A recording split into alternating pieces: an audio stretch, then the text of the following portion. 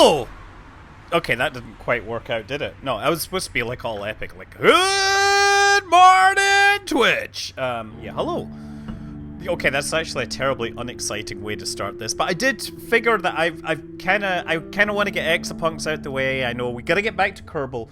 Kerbal will happen, and there's gonna be something happening. There are new updates afoot and all that, and I might, if depending how fast this goes, we might get some Kerbal. I know that I've owed you a couple of weeks of gameplay that I've missed, so yes. But tonight we're starting with Ale Industries Black Oak Lager, which has again some rather beautiful. Wait a second, where's the webcam? Webcam. Da-da! Red Black Oak Lager. It looks like an oak. That's why it's called that. So good evening, Silent Searchlight, who's always been here and is helping the love and all that. Let me show you my US government hacking systems here, right? It's kind of hard to tell, but it is actually duplicating, you know, DNA records and stuff. Isn't that amazing how fast it's running? Oh yes. Let's run it a little more slowly. This is not that Delta 4, and I have hit update. I have no idea why it never updated. It's EXAPUNKS. What's going on here is I am changing the US DNA database using my mobile code. What I'm doing is I'm changing the DNA of two politicians to make it look like they are in fact clones of each other. So if I just slow this down a bit, you can see this is one of the beasties here. What these are, they're called executable agents, and in EXAPUNKS you write these things, and they're basically like mobile code that will jump around computer systems doing your bidding. So this is one of the harder puzzles, but let's actually rewind it back and show you. If people haven't seen EXAPUNKS, we should just walk you through the whole thing. In fact, let's just do this. Let's play the cutscene. Okay, so if you've not played EXAPUNKS, spoilers. Spoiler alert. Someone's at the door. I can't remember. Did I ask them to come? Things have been hazy. Every day more of my body is turned into junk. Hey, can you hear me? I heard you were looking for some medicine for the phage. Looks like you definitely need it. That's right. Said they could find anything. Even bootleg medication. So, I do have a source. I know where to get it. It's cheaper than the real deal, but it's still gonna be pricey. Pauses and looks me in the eye. The going rate is 700 a dose. You need to take one dose every day. So that's like $200,000 a year.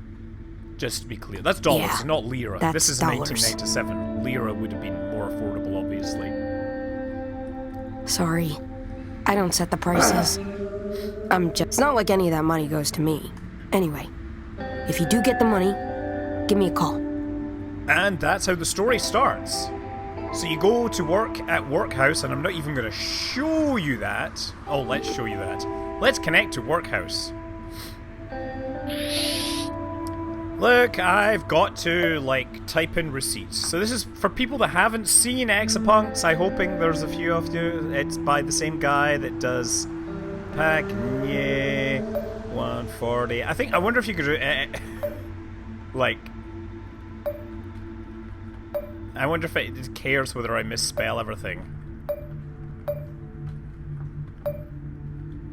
Because, you know, that would really save me a lot of time if I didn't have to type in the names. Look at that, it's brilliant, it's indistinguishable from code. Let's see how that works. Oh, his peer reviewer has rejected it. Damn it. Okay, I gotta type it in. I gotta do a double powered Cabernet and dual periscoped cabinet. And then an oyster PL and the nye strip, and then the add truffles. The game gets better, don't worry. And then the fillet mignon. And the chocolate dirt.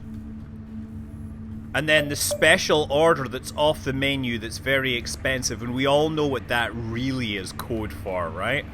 Yeah? It's for very personal attention. Woohoo! Wow, a whole 10 cents.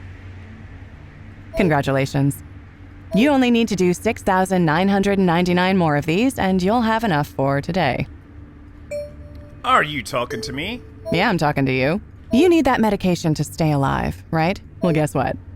I can get it to you. Really? You'll need to start hacking again, though. One hack, one dose. That sounds like a deal. Easy. Deal? I can't. I've forgotten how. Sure you can. Knock, knock. Knock, knock. So I'm just going to click through the game to give you the early stuff. So now you get to meet a guy called Gast, who's your hacker buddy. An old friend, Gast. I knew his real name once, but that's gone now. Hey, came by to give you something.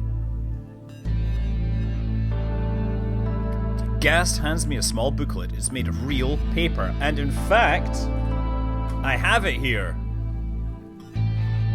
Apparently it's something called Trash World News. You can see it here. I can't hack like I used to. Whatever edge I had, it's gone now. But I had to keep doing something. Something to keep the culture alive, you know? Computers are running everything these days. Before long, human beings aren't even gonna have a say. So now I equip people with knowledge. The knowledge to make a computer do what you want, on your terms. Anyway, I won't keep you. I know you like to be alone. Hope you like what you see in the zine. And so yeah, you get the digital version with the game, and of course you can play the digital version if you want.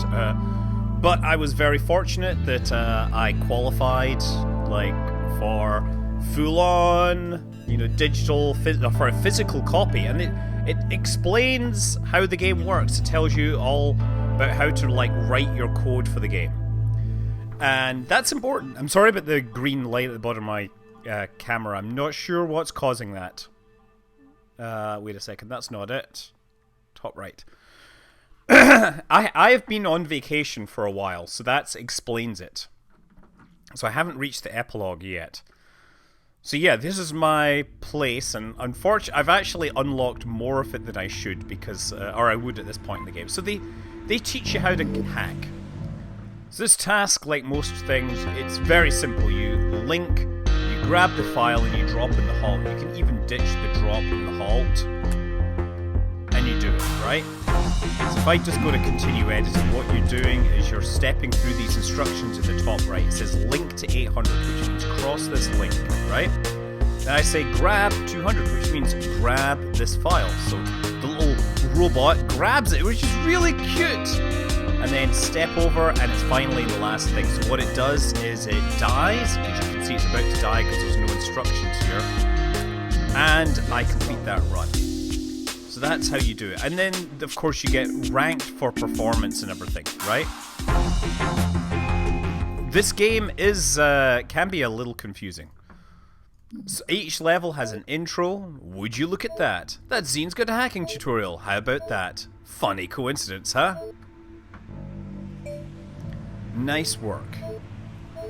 This is just a taste of my power.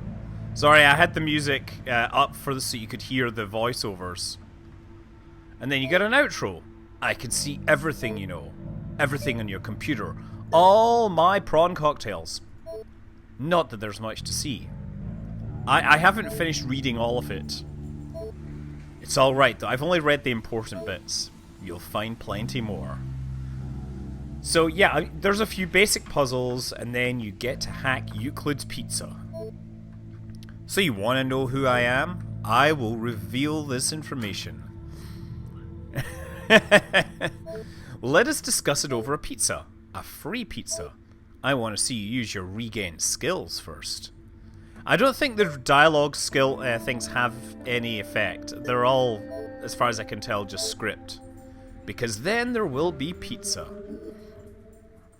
So this is my very simple pizza script. What I have to do is the first entity here, it links over to 800, then it grabs file 200,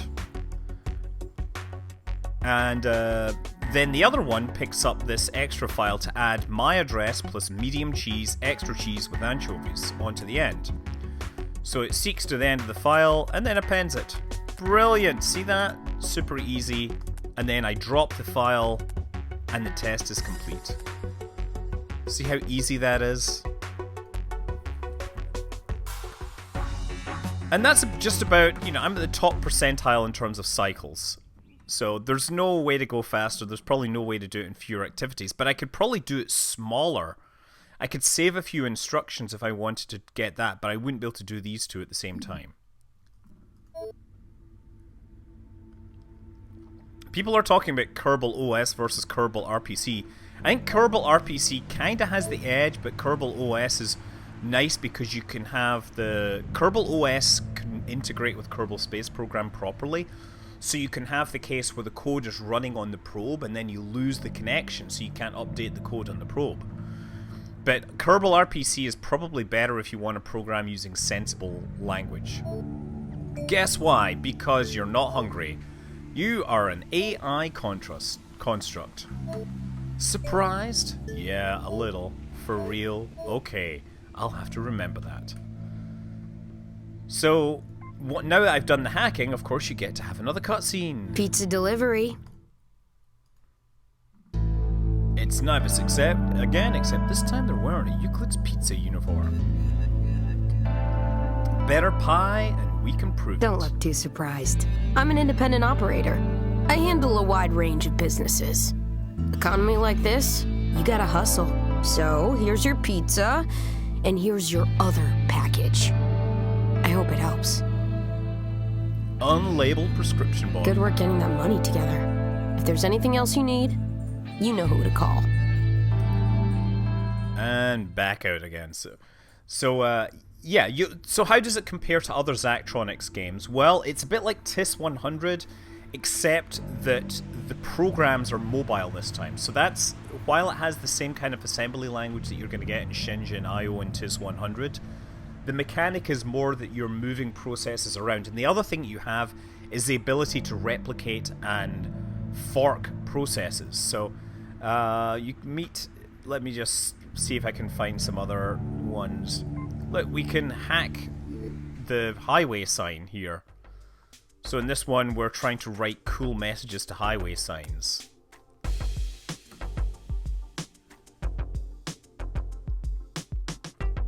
Fight the power!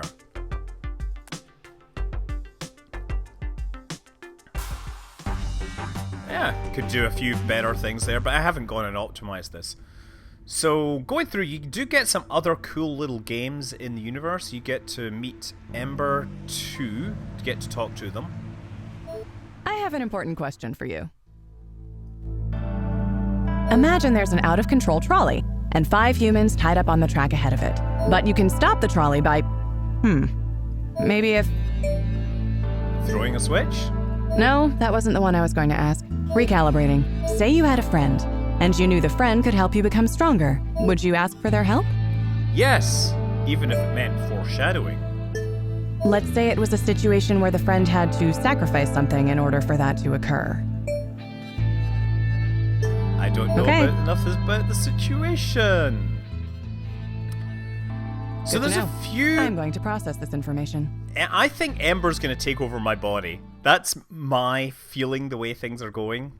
Because she keeps dropping hints at like, oh, I love consuming this corpus. Like, what? Yeah.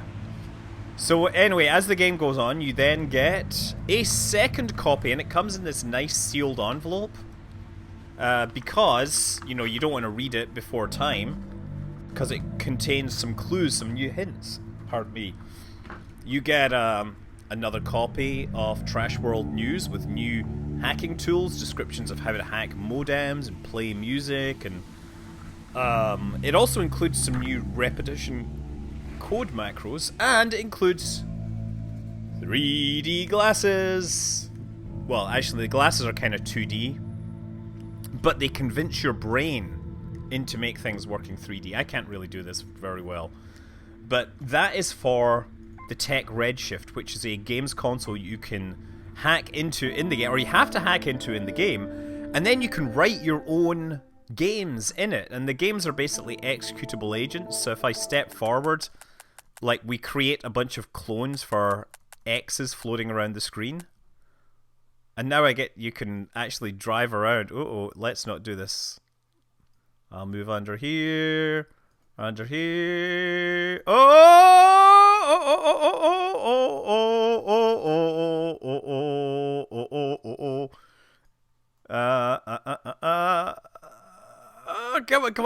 Come on. I win. I don't know if there's any I don't know if there was any Kickstarter thing. If there was, I wish I would have totally backed it. So yeah, people have written all sorts of games in this already, which is pretty sweet. It also includes like music registers and stuff you can all hack down here. This is the input variables and registers you can read. So that's kind of cool. Yeah, there is another copy of Patience in Russian this time, which you can play. You get down, you start to hack important stuff. The Sawama Wonder Disc, and yes, there is a Valhalla. Wait a second, is this the one? Valhalla, that's the first Connect network. Yeah, this is a hacker battle. So you must control the majority of the hosts for as long as possible.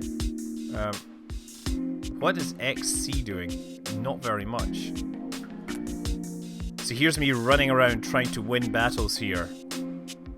And all my dudes are doing is they're just running in and they're setting these values to score for me. And so you have to write your code to basically win the hacker battles. And I get an S+ rating on that. That's cool. Now, as time goes on, things start to go a little strange. First of all, there's a point where basically the drug supply gets cut off and you have to hack the system.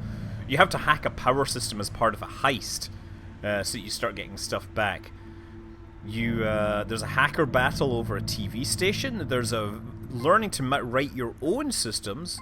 The wormhole, where you can play this. And all the time, incidentally, you have this chat log that's growing in this section here, which is all your hacker buddies. And they refer to events that happen in the story. And then things start to get really strange. Hey, I'm not bothering you, am I? No. Did something happen? You remember I used to work for Last Stop? Started as a cashier, worked my way up. I always knew they were close-knit, but I found out it's much worse than that. It's a full-on cult. I don't just mean everyone believes in the company. They believe the whole world isn't real. They say we're all trapped in some kind of fake reality. I don't know. Fake reality? That sounds oddly familiar. Has someone told me this before? I wouldn't care if that's all they believed. The real problem is they think they can force their way out with a big enough explosion. So they're refining material to make a bomb. A nuclear bomb. Right next to piles of old snacks. So this is basically 7-Eleven, like a chain of corner stores. Wait, what? Is she serious? What is this world? I have the number for the warehouse where it's all set up. If I give it to you, you could do something, right? Yes, of course. I need to rest. I'm gonna go lie down.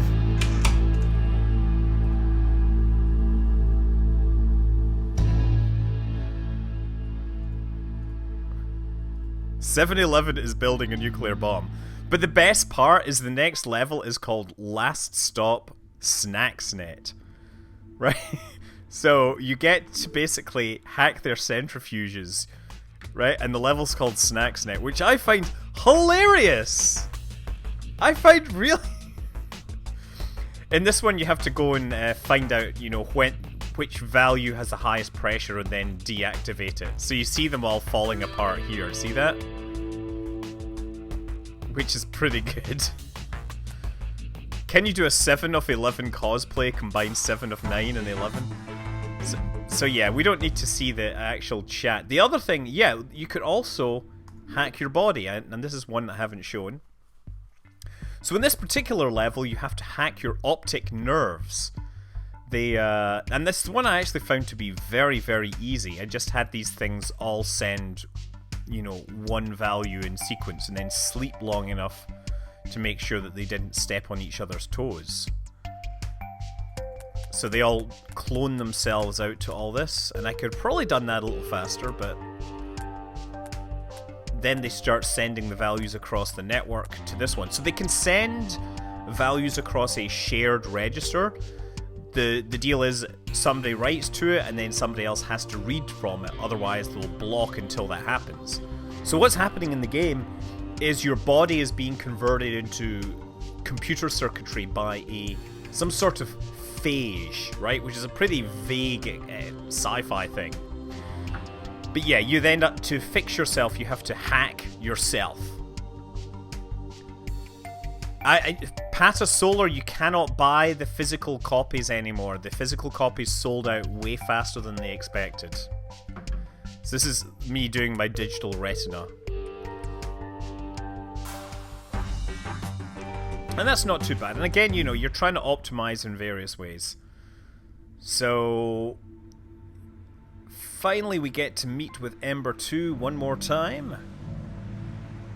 Let's play this cutscene, because we're getting towards the end. Now I have supercomputing power. Oh yeah, I hacked a supercomputer by validating credit cards. Is it feeling good? It feels the same. I'm handling a lot more information now, but other than that, funny. It's progress, at least. Progress towards what? Toward knowledge. All the data I've gathered so far is beginning to hint at a larger picture. Why is the world the way it is? Why does it feel so frustrating and limited? I think I have a theory. You're trapped inside a video game. A good one. It explains a lot. I'm not going to tell you what it is yet, though. Oh. We have to test it first.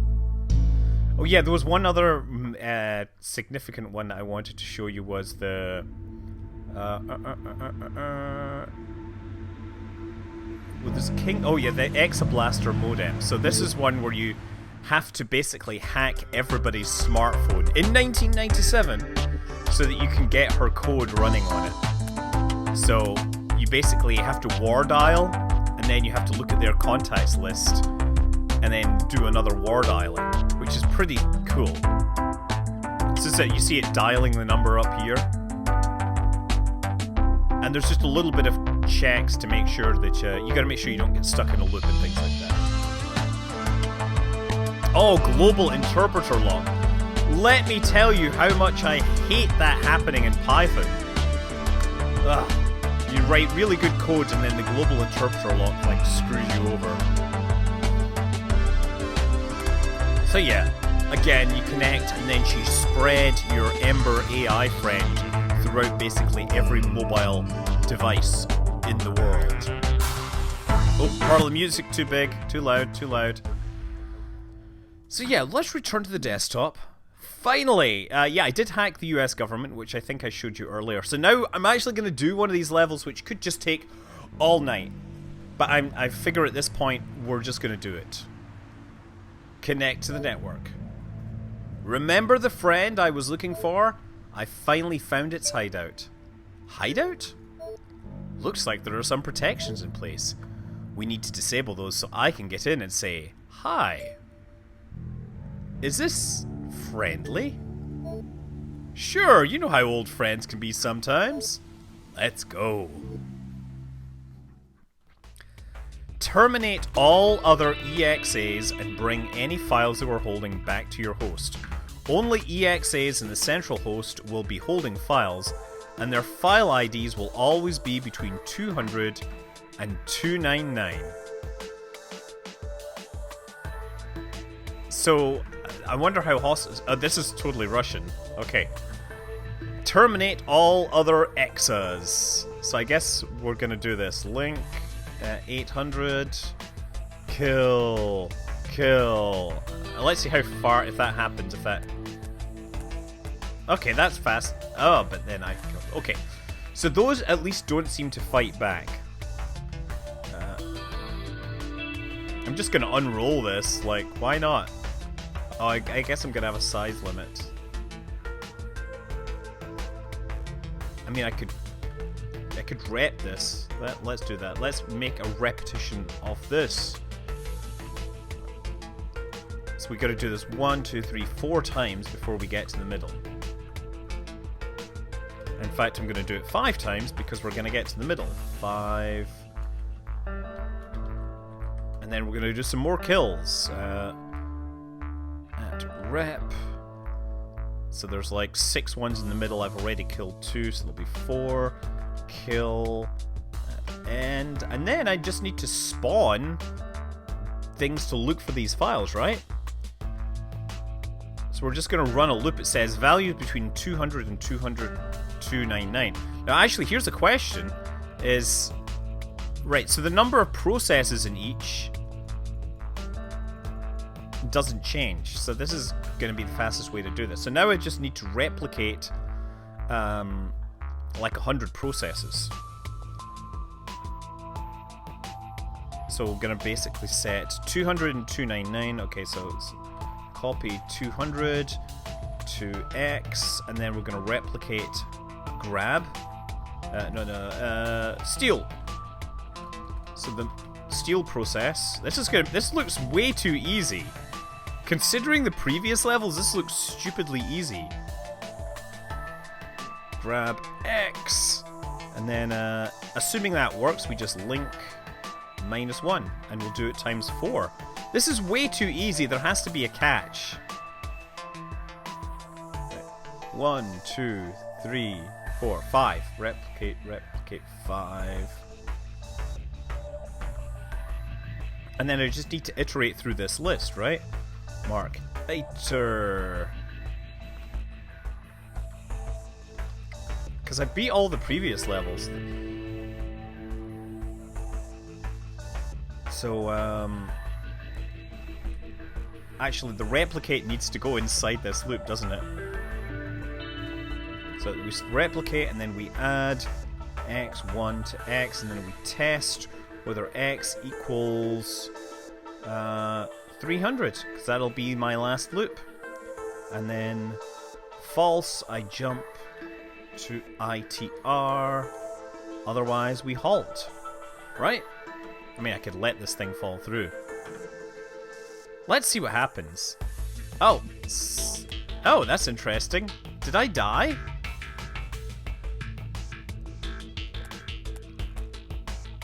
Oh, they're shooting me. Okay.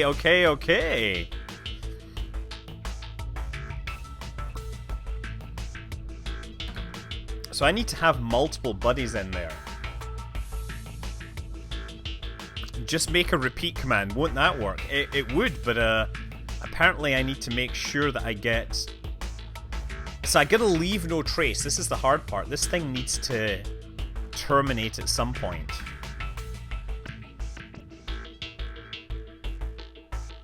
Your video giving context to the Yike Concur comms was great, thank you. Okay, well let's just run through this loop like a few times just in case. I think these things periodically send kill signals.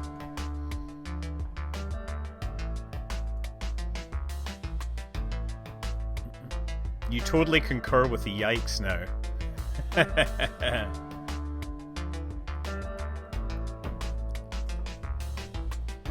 So I guess I'm just gonna replicate this like a few times. Mark, XX. Let's just try this.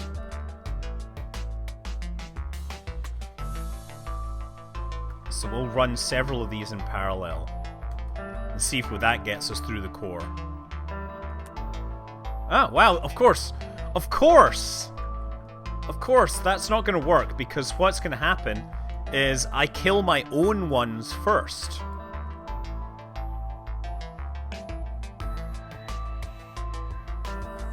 Okay, so here's the thing. So we're gonna have to have a process. So I know what my thing is, right? Yes, I know what we're gonna do here. So what I'm instead gonna have to do is spawn a sub-process that jumps into the next host and calls kill, like, you know, a minimum of 2 times. And once it completes 2 kill cycles, then it'll send a message back, right? So this will be a process called, we'll call this mark attack, right? So replicate, attack, and then we just need to wait for a process, right? Or we need to make sure that we get a response back. So the attack will be link 800, kill.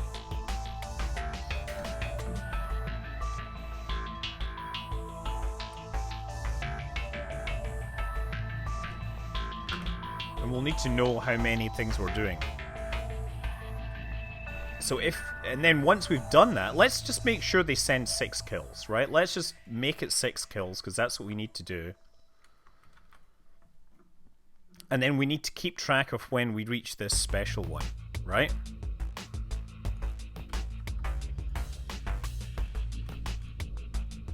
I mean, I guess I could spawn the file grabber at every stop, right?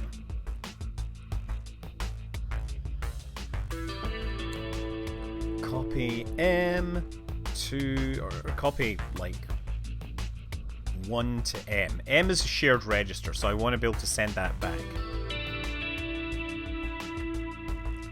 Hey, Karma War, hello. So now we need to sleep. So I'm gonna copy like 8 to T. The T register is the one that you can use for decrementing. And then mark wait for surrender. Wait for surrender. WFS. And all we're gonna do is decrement this loop by -1 to T. So all the action is up in the top left corner. Maybe I should zoom in on that, right? So you guys can see what's going on right now. That'd make it look a whole lot easier. Just remind me to put it back.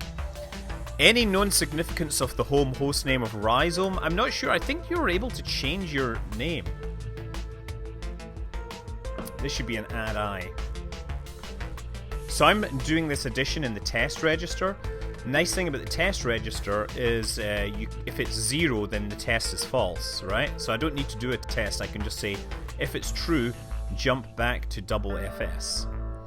And then we're going to test whether MDR is set. MRD, maybe. Message received. And if true...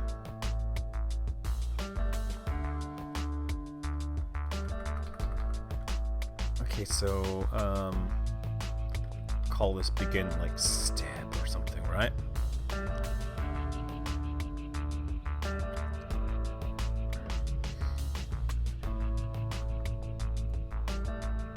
Maybe I'll just do 2 kills right now, and then we'll have a special one. Maybe they read Deleuze, right?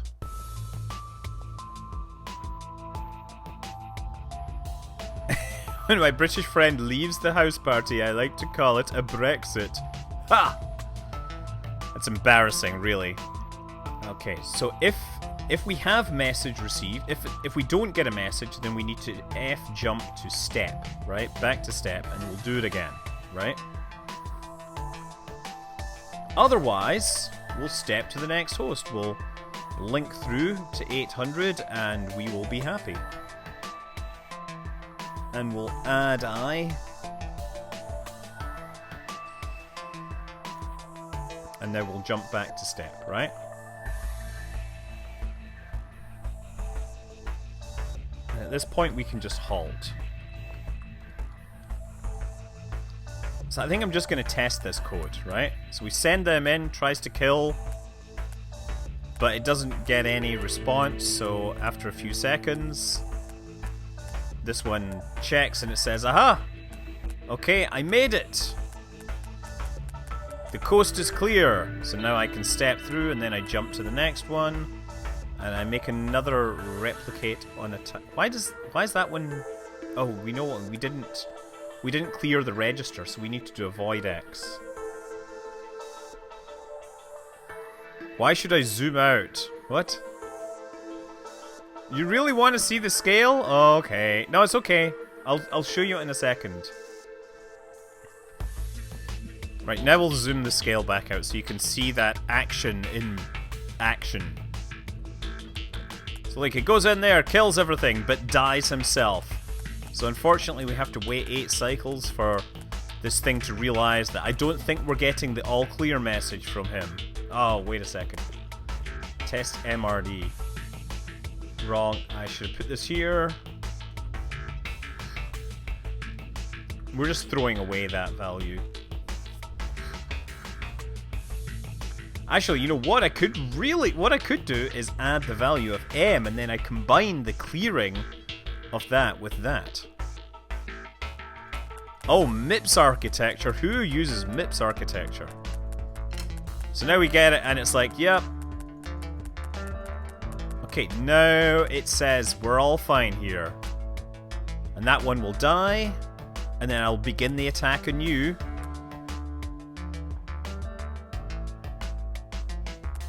Why didn't it step through to the next one? Oh, that is really interesting! Oh my goodness! Oh wow, that is cool!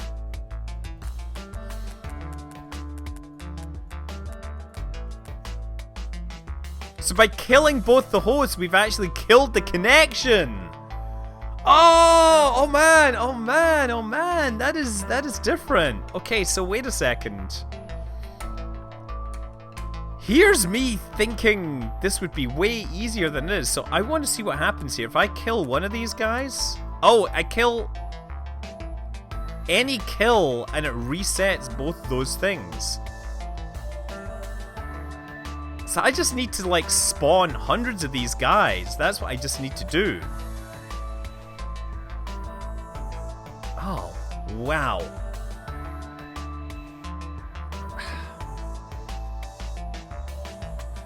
So if I try to steal these files, it just doesn't happen.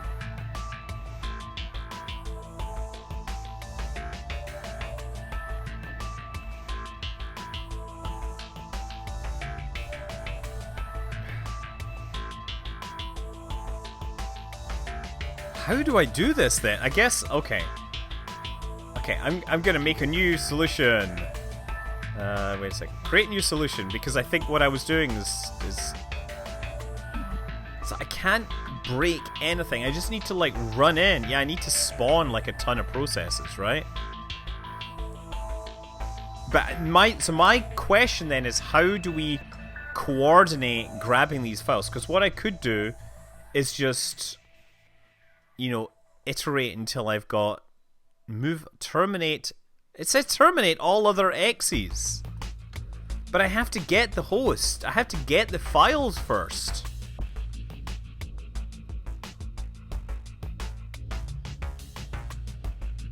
Does the kill connection on the way back out or just on the way forward? I'm pretty sure I do have to kill all the other executables, right? But let's just try this. Link 800 in sequence, right? So let's just put a value in there.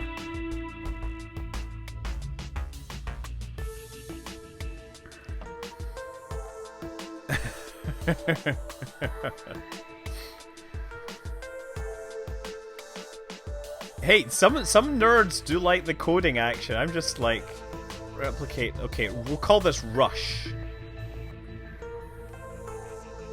So we're just gonna try and rush to the middle. The problem is I don't know if I've got all the files, and I have to kill all the stuff in the middle. So let's just try linking through to the middle. So it's like 1, 2, 3, 4, 5, right? I need to do 5 of these.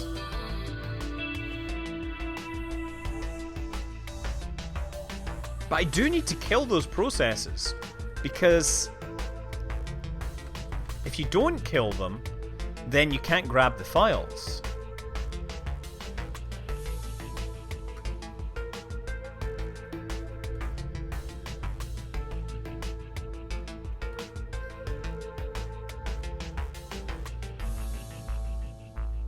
Replicate rush. Okay.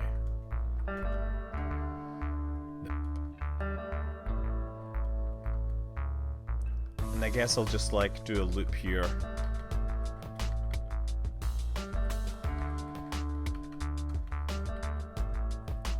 let's see how this runs. So this runs through here.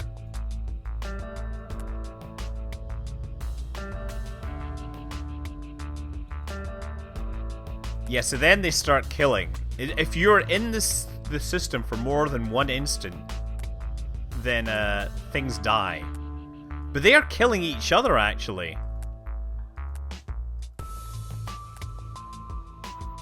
So if I just go into that system, they will actually end up killing each other.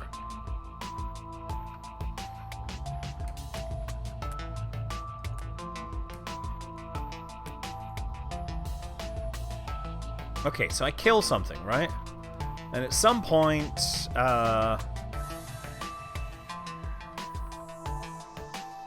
let's just do 6 kills here, see what happens.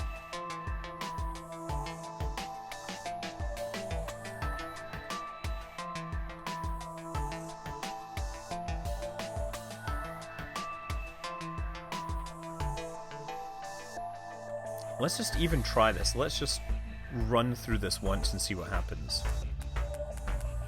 Gets in there. Oh yeah, look, he totally kills all those guys. Oh, but then he runs out of executables. So now it needs to grab the files. Yeah, this is where we are. So now we need to do this copy the value of 200 to X, and then we need to iterate through this. We need to replicate this process. Coding a bunch of lemmings, lol. Yes, that's exactly what happens. Do I read chat or not? It's very hard to read chat and code at exactly the same time because I am really, I mean, I've been reading stuff about Brexit and the prophecy is true and very much. It's it's very hard. The level of contemplation is basically like me playing Shenzhen IO. I haven't played this one yet. Is it harder? I think Shenzhen IO is harder because there's always the suspicion that there's a better way to do it. Whereas this is much more about coding. So I'm sorry, I'm not stopping doing anything right now because I'm talking. It's okay, it's totally understand. So so we now need to replicate grab, get. And get means we grab the value in X, and then we link -1. 2, 3, 5, and that's us. We drop, right? So we have this loop here. GL, and then we add add 1 to X and store it in X and test whether X equals 300, and if that's false we jump back to GL, and then we need to somehow go backwards through the core and kill things, right? You play Shenzhen for a while until I started to hit some difficult ones. Might take a look again someday. It is very similar in that kind of way. So let's just do link. I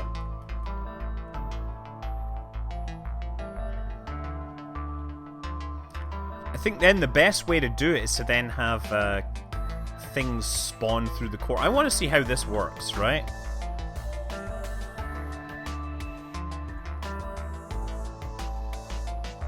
Okay.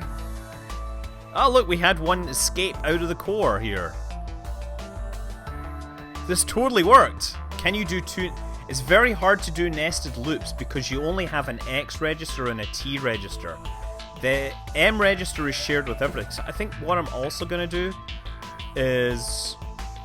Oh, shoot, I went and quit out of this. So that's great. We've killed everything. We now need to just somehow gracefully exit the core and kill everything else.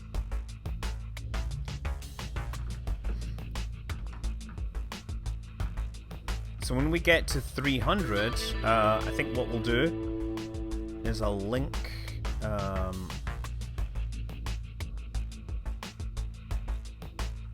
nice one.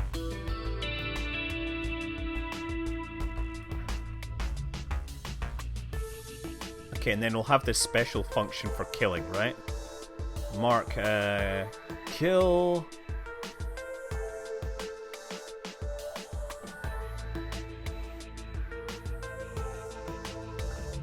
So you don't have a stack. Nope. No, you don't have a stack.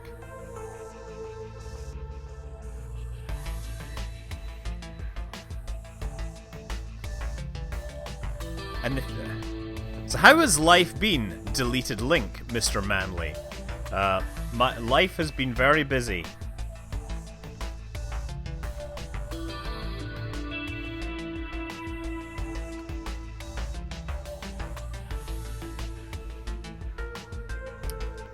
What I want to do is link backwards and...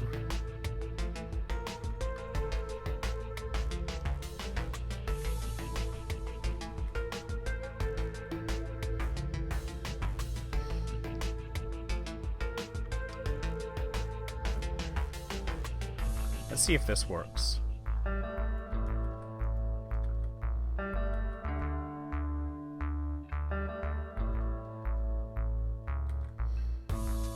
Just do a few of these ones, and then finally...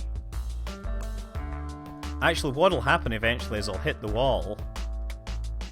So I should just make this a loop here, right? Like, we'll call this exit loop.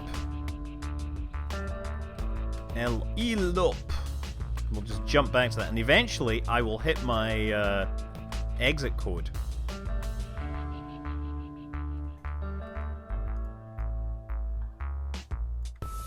Let's actually do it this way, right? We'll do the link -1 first.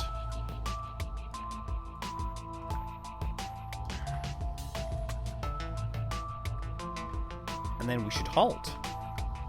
So we're stealing all the files, we're going in. So this, what happens here is this then spawns a beastie that will go through the core, and then after it's done a couple of kill commands, it jumps back to kill. Let's see how that works.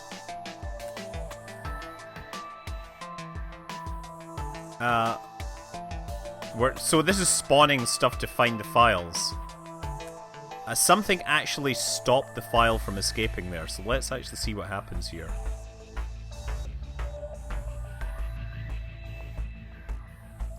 So there's some security system that kicked in here on the way out, right? See that? School has already started here in Oakland. Okay, let's see what happens here. So this one tries to step out, gets to there, and gets out. Oh, but it then decides to move forwards and then kill because I haven't properly terminated this.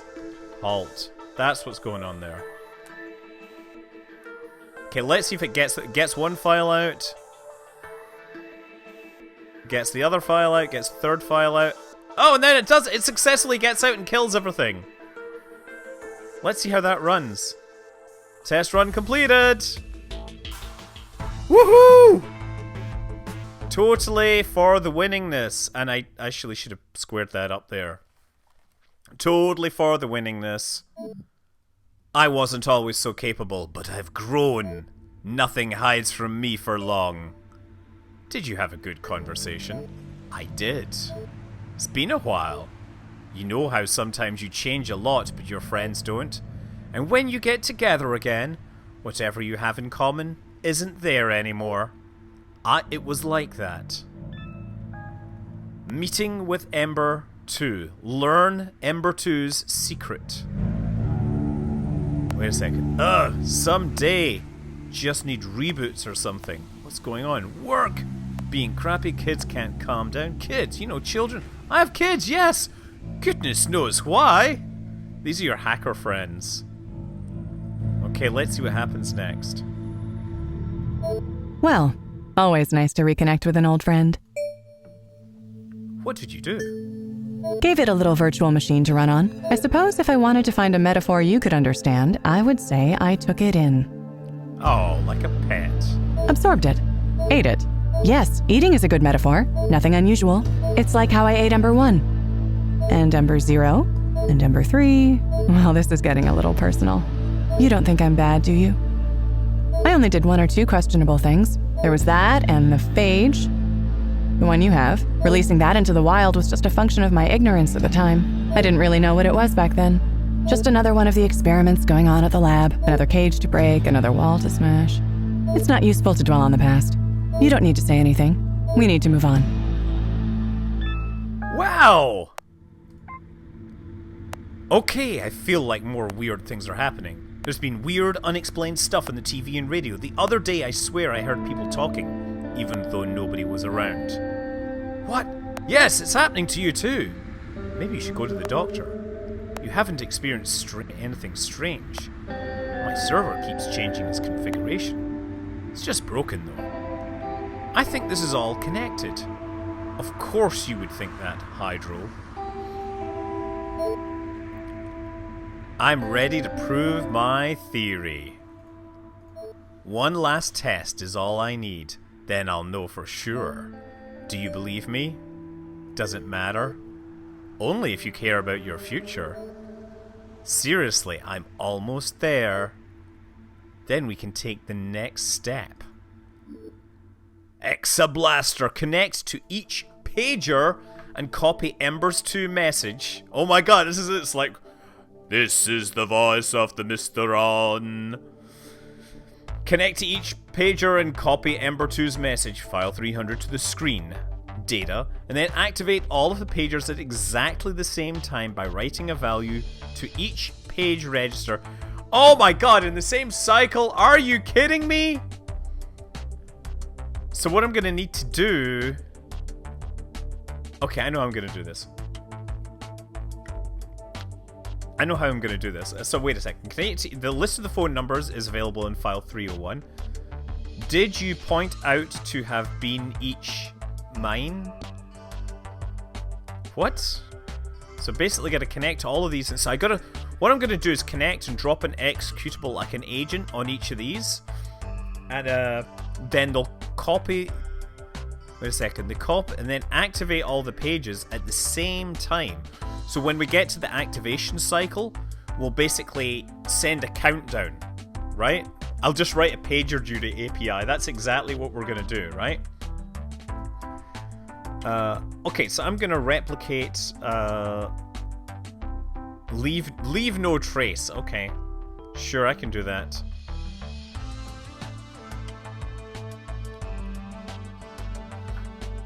Please enter CAPTCHA now. That's right, yes.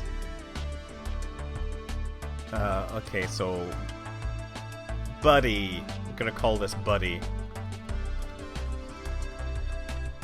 And Buddy is gonna grab file 300 with the message. And then link over to 800. Oh, gotta do this in sequence. Meanwhile, the main process is gonna... grab file 301, and it's gonna link over to 800. And now it's going to dial each of these numbers in sequence. So I'm just going to replicate, at... Okay, so mark, loop.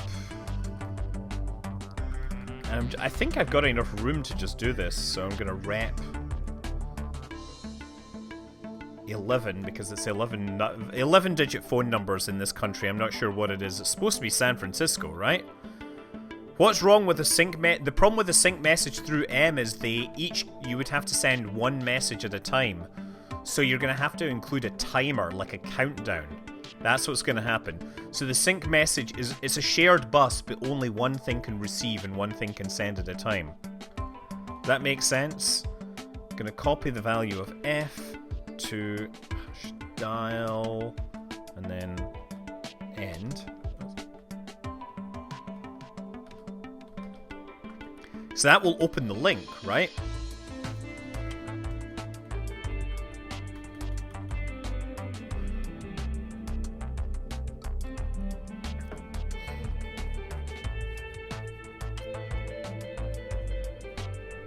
And then I'm gonna halt here. So the buddy is going to get killed off, basically. Oh, wait a second. Yeah, no, that's fine, that's fine. So we're at that point, this will be open. So now we're going to replicate to message. Yeah, message. So the message replicator is gonna grab the file, grab file 300. It's gonna link over to 800, and then it's gonna copy the entire message, which is one. Oh, now let's just check. Oh no, there's different ways the thing could be. So I have to just copy the entire file, and I don't know, but I do know there's 8-digit phone numbers. So we'll just do this the traditional way. So mark ML, copy F to hash data.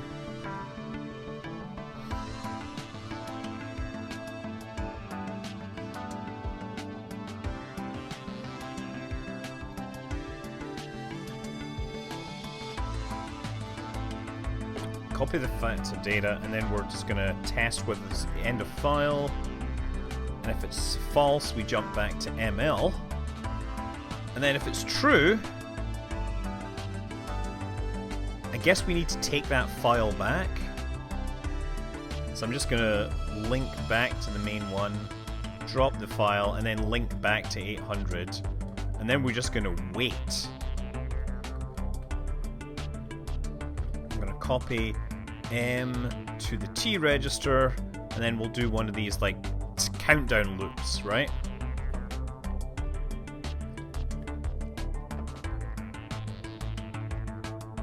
So mark countdown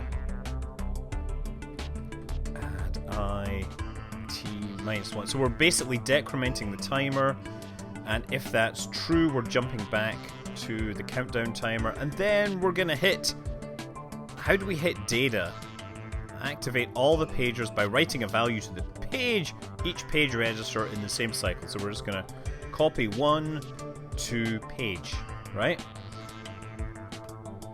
So this in theory is gonna work. I say in theory, but actually it's a bunch of rubbish. So how many cycles is this gonna need? This is gonna need to like sleep for a while. The game needs a jab instruction. Yes, it does. You know what? When it comes back, this should actually wait for a value. Okay, so I'm going to put this into mode 0, right? So mode 0 switches the message register to local, right? So you can switch this back and forth. So I think when it steps back, it's going to send that message to say, hey, I'm actually done. Link -1, drop, link... And before it does link 800, it's gonna copy a value of 1 to the M register just to ping my friend. So this should already be in local mode when it does this. When it comes back, it needs to switch back to remote mode. Or global mode. So at this point, I'm now waiting, right? So I'm gonna I'm just gonna void the value in M. So it should wait there. So let's try this. Let's go there. So we get to there. It has already linked, and I'm presuming it's already written all the data to data, right? What happens next?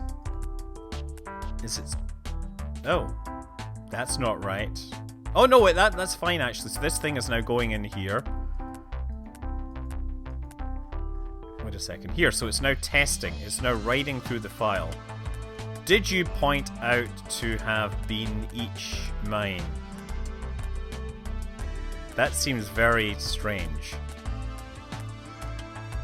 And then when we do that, we link back out. We copy the value 1 into M, having dropped the file. And we link back in here, and now we just wait. But this thing terminates. Okay, so we've written the value out, so this thing now needs to actually continue. So we've got this. First thing it needs to do is I think it needs a few more sleeps in here, so I'm just gonna make this thing sleep for a few cycles. So I'm just gonna do nope. Right? Just to make sure that the other thing gets the chance to go back. Once that cycle's complete, it's going to copy the value of -1 into the dial register, so that will shut the connection, and we're going to be ready for the next cycle. But we need to test whether we're at the end of the file, so test for EOF. If that's false, we're going to jump back to the loop. But if it's true, now we're into let's send those texts. So we need to switch ourselves to the global mode, right?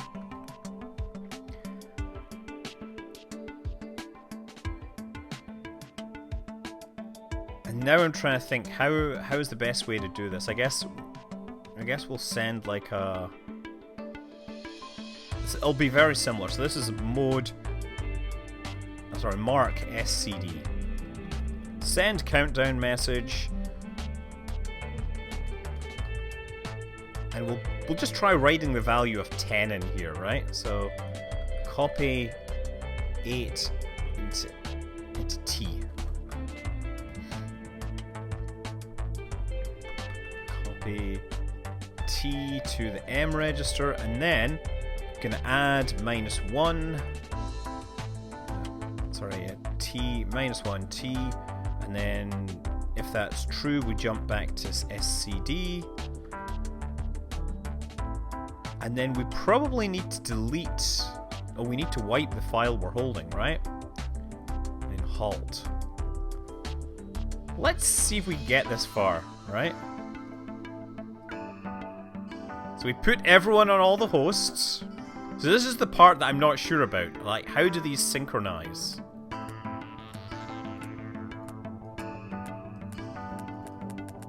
So we're each writing them with different countdowns.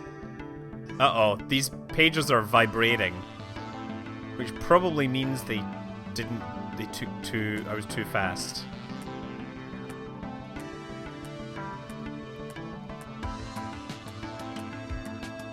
So basically I failed to vibrate them all at the same time.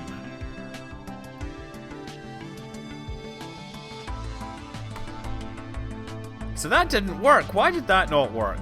Let's just run to this instruction somewhere. Copy the value M into T. How about this? So the value T is there as 1. Value T here is 1. Value T here is 1.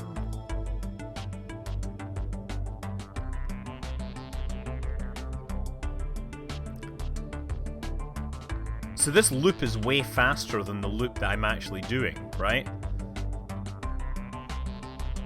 So how about I do this the other way? Okay. So because I'm sending the stuff faster, I'm going to send the value 16 and include 2 cycles in the loop, right? See if that works, right? Let's just try that. Connect to host, copying data.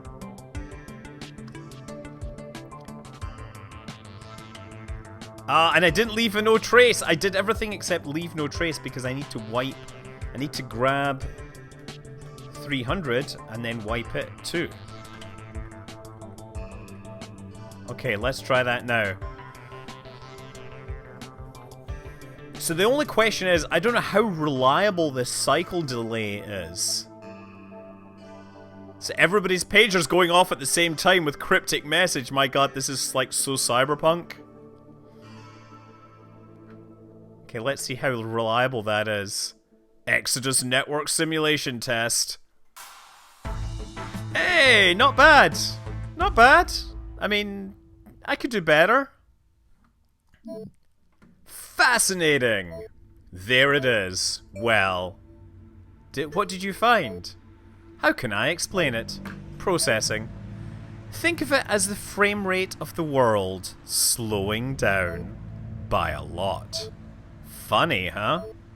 Funny how I went from some random blob of code that didn't know anything to understanding all of existence. Are you going to tell me what you found out? I will in a minute. So you wanted to know the truth. I do. The truth is that, well, it's a simulation. That's so meta!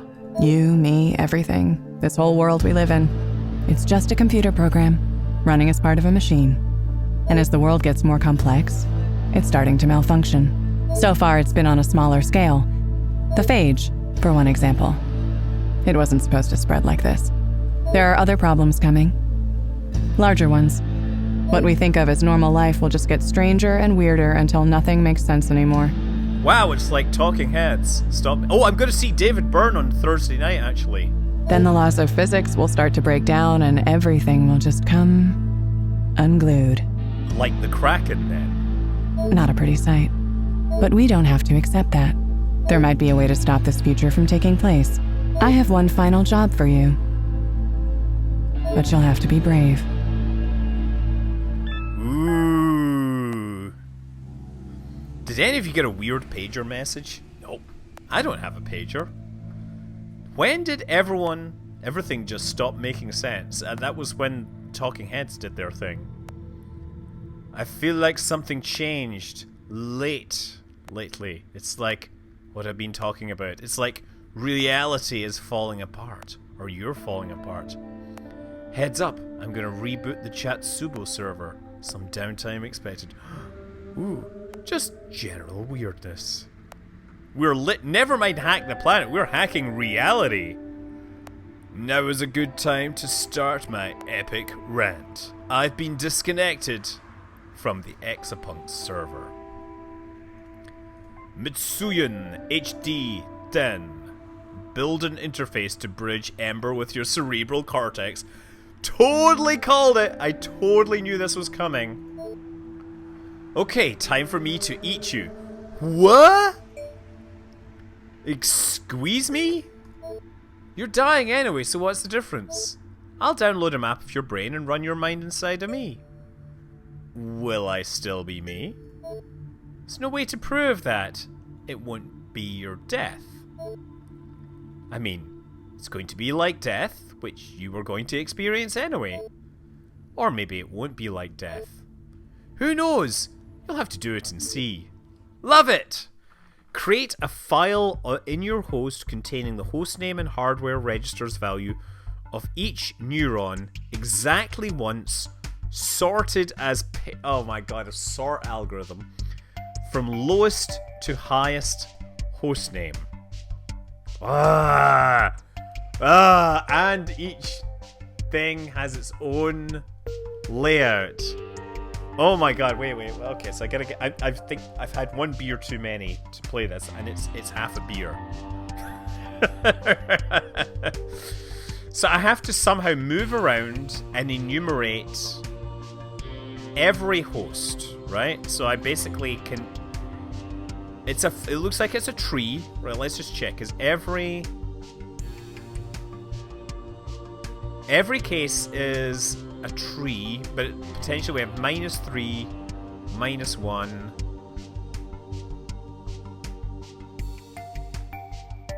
One and minus... oh, wait a second. -1 in this direction. So, -1 takes me backwards in this case. That's not good.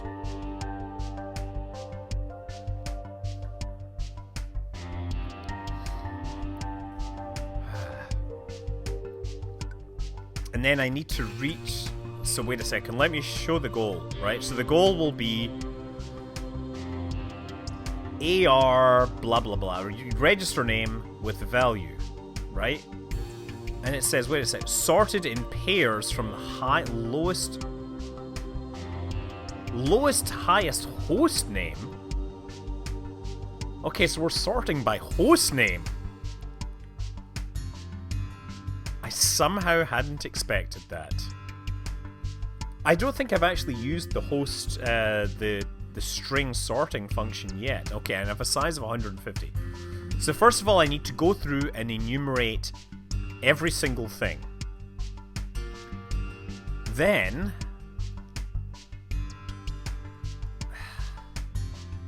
then it needs to somehow communicate that data back. But it has to make sure it doesn't step on other communications. Right? And here I am trying to make a thing which ignores symlinks while you're trying to hack your brain. At this point, I'm just like,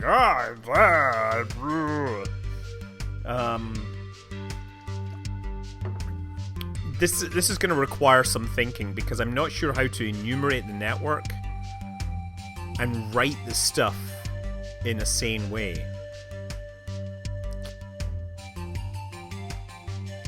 Well, it's bedtime. I have a long day of resetting passwords and writing IP configs tomorrow.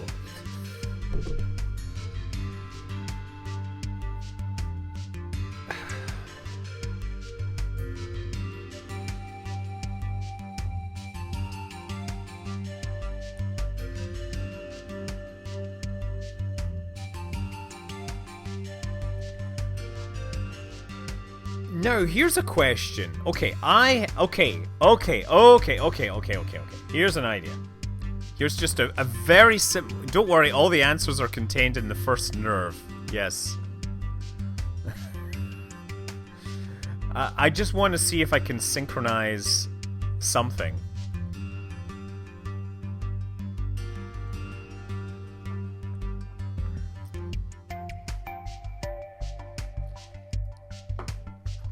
So if I, okay. Hold on.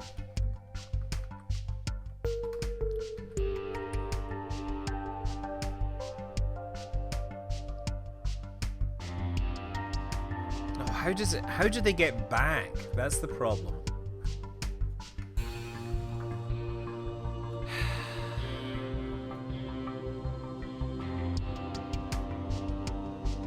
I could create a file for each added hostname. That's the problem is the files. You don't know the file name. Something has to, when you make a file, it's given a random name. Okay, you know what? My shoes are little. Yeah, exactly. Dang, Amber's like, I'm gonna eat you. Now write me a program to dispense the ketchup. Pardon me. I'm taking off my Doc Martens because I feel that they are restricting my brain power just a little. I don't even know how to start this. I've got like a million ways of doing it. Like, so the problem is I could get out to the side and enumerate each of these, and it would be really nice if they could send a message back.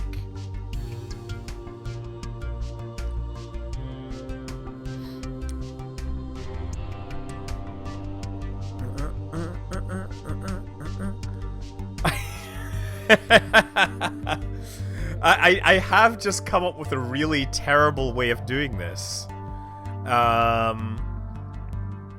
I've come up with a terrible way of doing this where you basically set, when you get to the thing with a nerve, you could send the name n times. So you could send this name 46 times, and then you wouldn't have to worry about the bus, right? That would be one way of doing it. It might not be the fastest way of doing it. So the problem is, if you get to this node, I could send it across the shared network, but there's no guarantee that it won't get, like, collided with one of these names. And there's no way for me to create, like, a hash or anything based on these.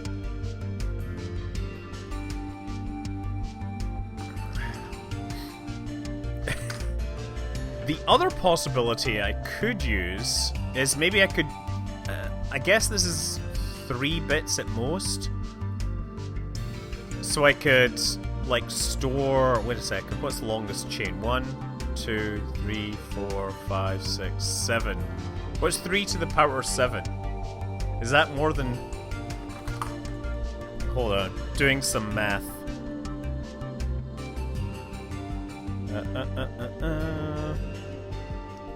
3 to the power 7 is 2,187, so I could actually, at least I could in theory encode the root into a value into a register and then reverse the route, that would allow me to get home. But that might not be fast. Why would you need to send it when you can do DFS?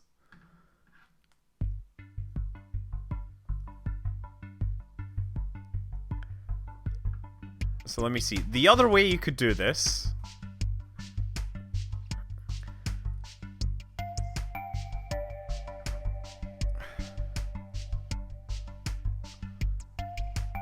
is you could just have really long delays as you want to make sure the correct thing happens in sequence, right?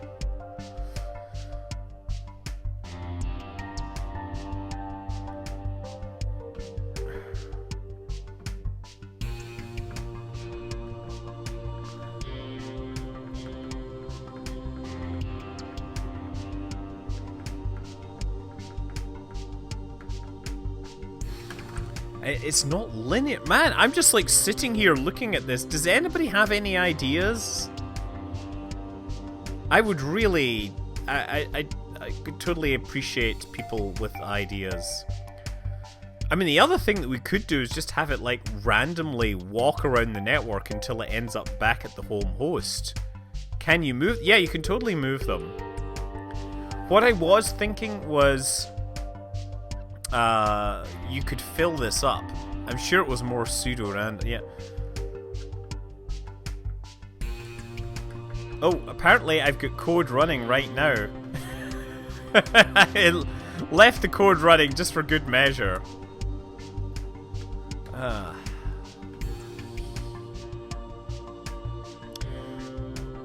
Well, the problem with dropping a file is you can't pick the file name.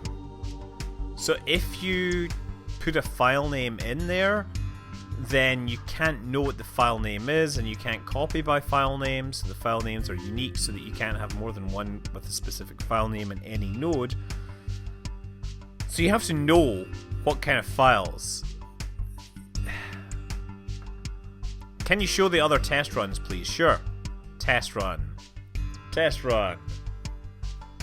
Test run. Yeah, see, some of them have like 4 nodes on them, right?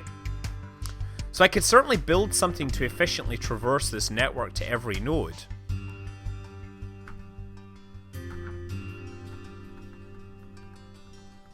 Do you need the file name to grab? Yes, you do need the file name to grab a file. You can make a file and it will generate a new file with a new name, but you don't know what that name is without calling a special function. So if you forget the name of that file, you then have to brute force what that file is. So yeah, in theory, you could use the files as a marker, but you would have to brute force their name basically every single time. And that seems to be sort of inefficient. Yeah, the link value is either... Well, actually, -3, for example, -1, that's a forward link. And -3, there's a forward link in that direction. So, yeah, you can't... All you know is the link you came in on. So you came in on link -3, so you know that link 3 is not where you want to go.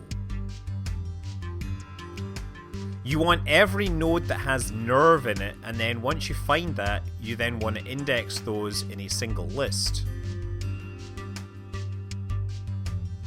It's just 4 links you can replicate 4 times after each link.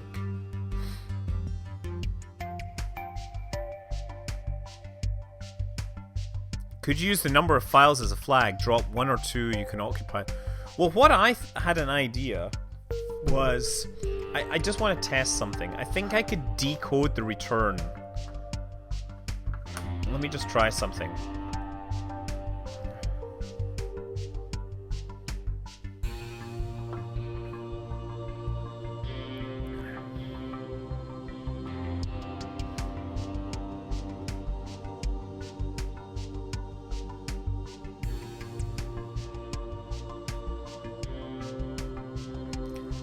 I wonder if I could do like a shared token ring network where at the start... Yeah, at the start I could have everything generate like a random or a unique ID and have them broadcast that to the central server. And then once those stop coming in, I could start broadcasting them, and then if they receive one which isn't for them, then their job is just to echo it back. But if they receive theirs,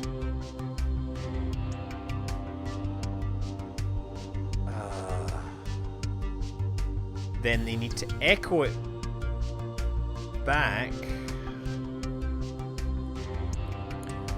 with like an acknowledged flag, so you can add some value to it that you can decouple,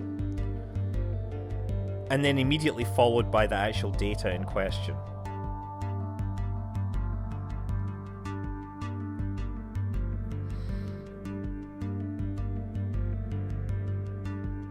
Yeah, the phage is basically converting my body into a computer right now.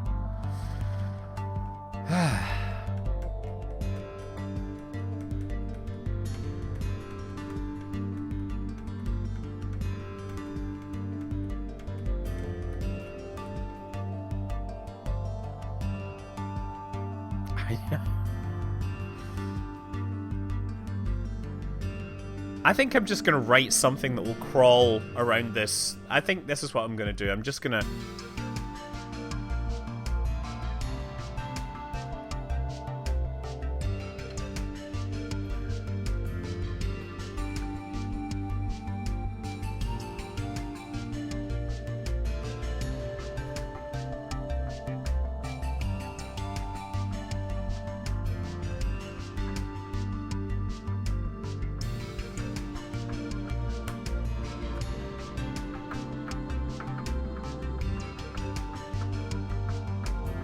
I think this has to just carry a file around. I'm just going to do it in a single process, see how I can do this. So we're going to make a file, right?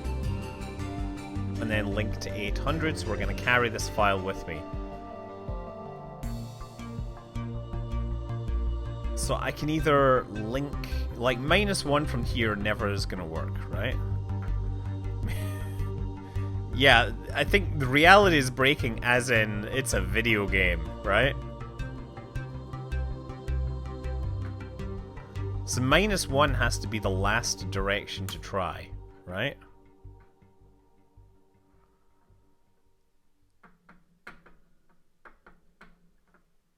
So let's do the values in negative... Oh, shoot. Oh, I cannot think what I'm gonna do here.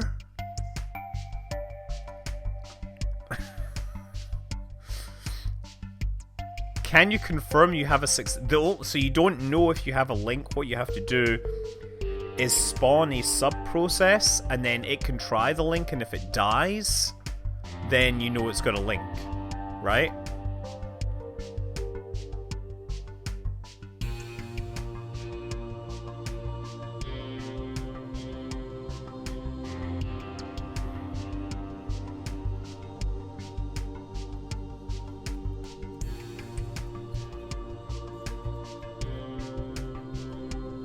I'm trying to come up with an algorithm which will efficiently explore this network.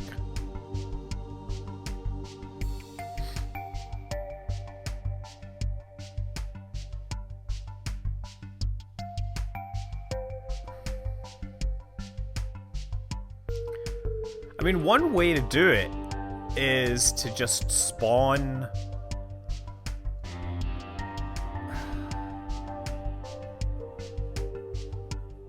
What is this? This is EXAPUNKS, and this is the hardest, this is the final level where you are merging your brain with an AI, and I am so stuck that I have not been able to even... Since the terminal ends only have one. What? What are you talking about, the terminal ends only have one? There's terminals here.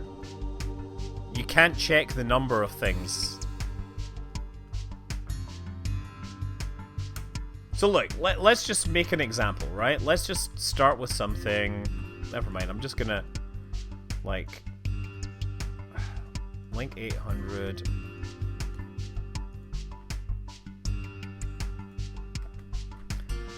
So I'm going to replicate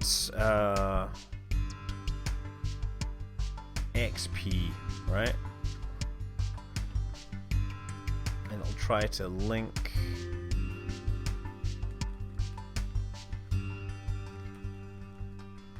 Actually, we'll call this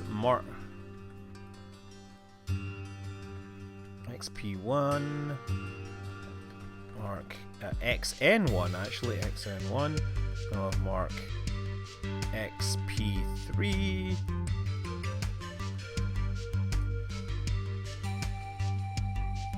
XN3.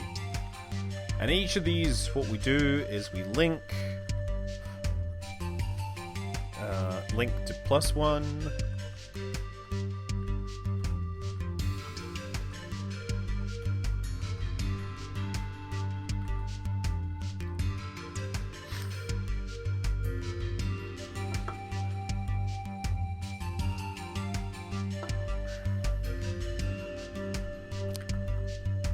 I just can't figure out a way to correlate these values with the names reliably, right?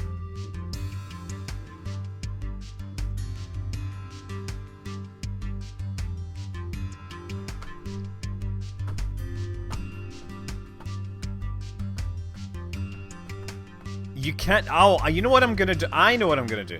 What I'm gonna do. Okay. Okay.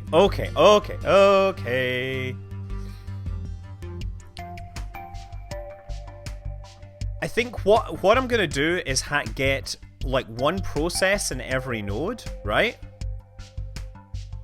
So we're gonna do that, and then I'm gonna have this process broadcast a series of counts, and these will be broadcast windows, right? So they will then broadcast in sequence on those windows and then terminate, and then I will have all the data there. I think that's gonna work. So I just need to efficiently explore this whole network, right? And since it branches, the main trick is to not go backwards. Okay. Okay, so the first thing is we want to replicate to XP1, link XP1, links to 3, and then links to -3, right? So these will die. And then if they succeed, they're going to be in a new host. So then we want to replicate, but we want to make sure that they don't replicate backwards. So backwards will be the opposite of the value that just happened, right? It's definitely a tree traversal, but one of the problems is the tree traversal can't be the place you've just come from.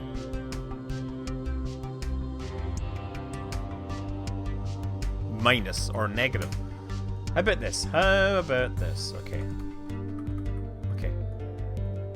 I think I've got an idea here. Okay, so we'll call this mark traverse, right? And what we're going to do is we're going to link to the value in X, and then we're going to multiply the value in X by -1 and store that in X, right? And then we'll call this test, t-test, right? So this is to see if we can jump into this host. Now in the main loop, we'll call this like mark trav. We should actually, I'm gonna create a copy here, create a new executable that just sits here and waits or something. I seem like the nicest person I have ever met. Well, that's good, thank you. Better have good Wi-Fi. Oh, check disk -/r/f is up to 18%. You should be using a sensible file system, right? So copy, like... When we link from 800, we should copy the value of -1 into X. We don't do that.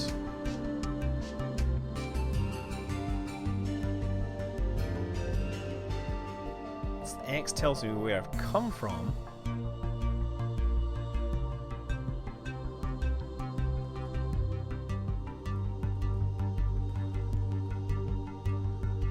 the registers do get copied when we replicate, right?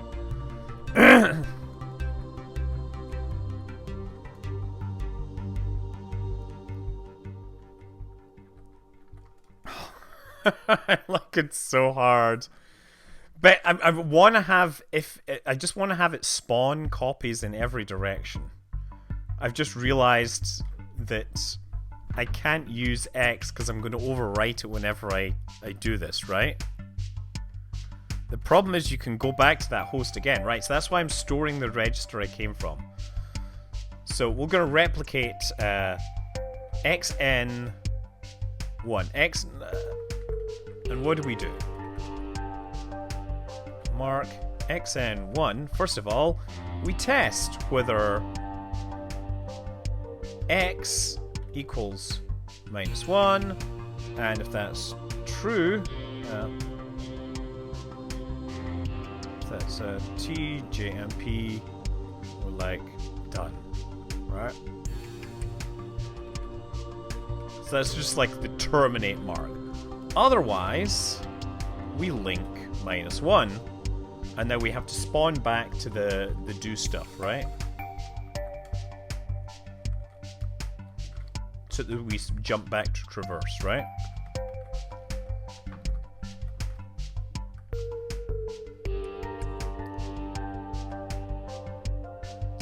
Link -1. Oh, before we link we link -1, and then we copy the value of -1 into the X register. Okay, so that's how we do xn1.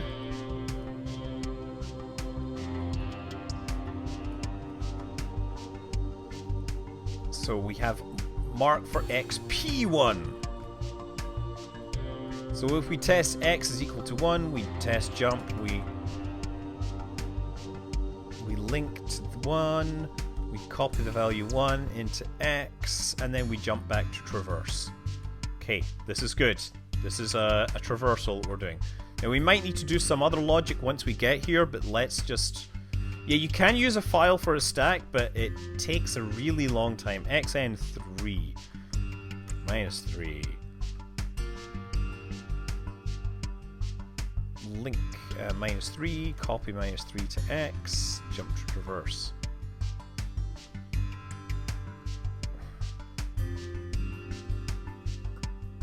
So the problem is that test will nuke the the T register.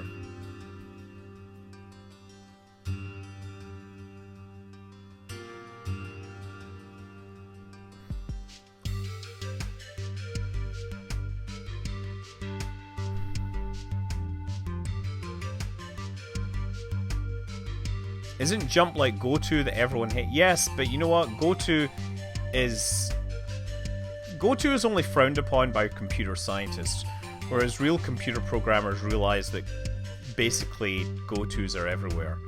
Okay, so now we're going to replicate each of these ones, right? So we're going to xn1, xp1, xn3, xp3, and now we're just going to be like...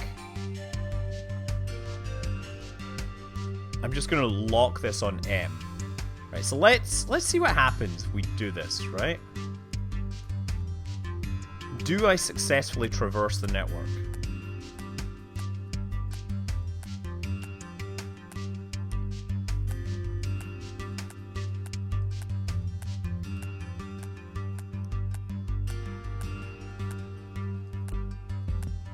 Okay, something is sending us a message backwards.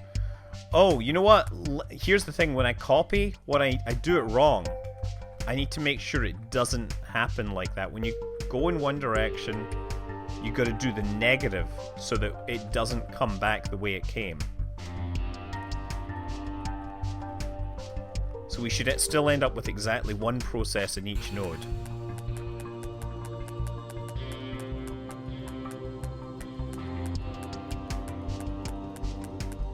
And they should all be blocked waiting on M. There we go. Okay, so that's us. That is us exploring the network correctly, right? So now what do they do when they get there? Well, the obvious thing to do is to... we somehow need to wait a huge number of cycles, right? Okay.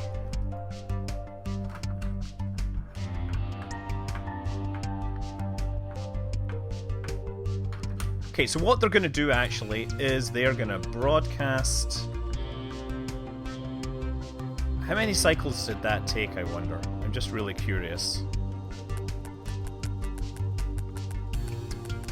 Like, what's the longest it could take?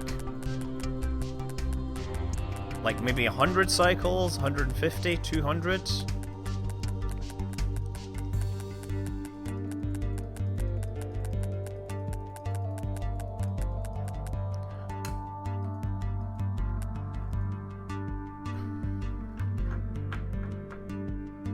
Who knew hacking your own brain would be so tough? Yeah, exactly.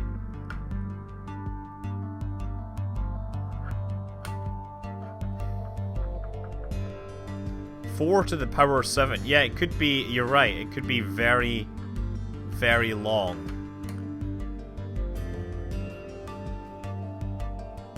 One, two, three, four, five, yeah.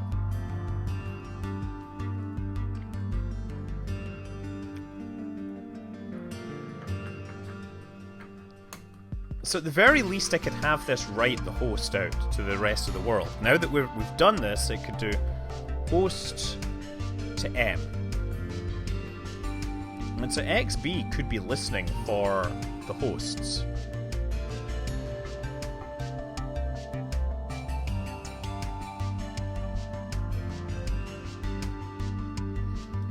So it could be make a file, copy M,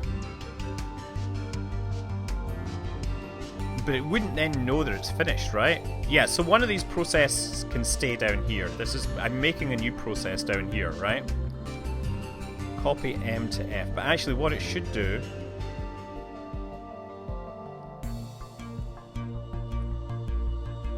ordering pizza, also programming.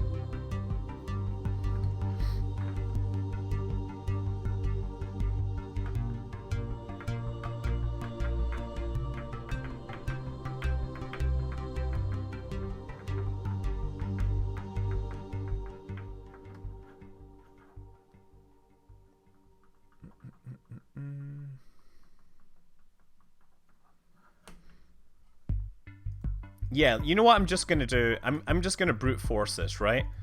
So instead of waiting, what we're gonna do is go...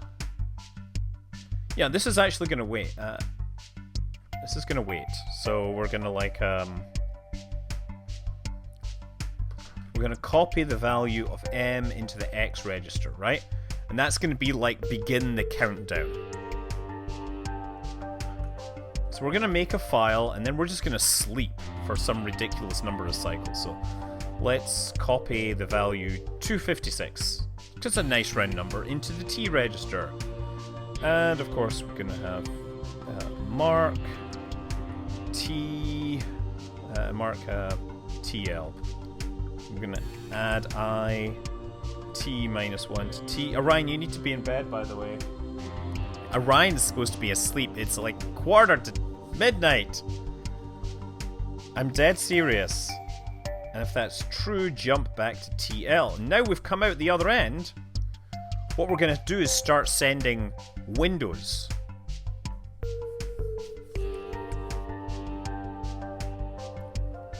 So copy the value X. Sorry, copy 100 to X. 100 is probably too long. Oh, but I need to know how many hosts I'm sending it to, right? So I do actually need to know how many have successfully completed this, right?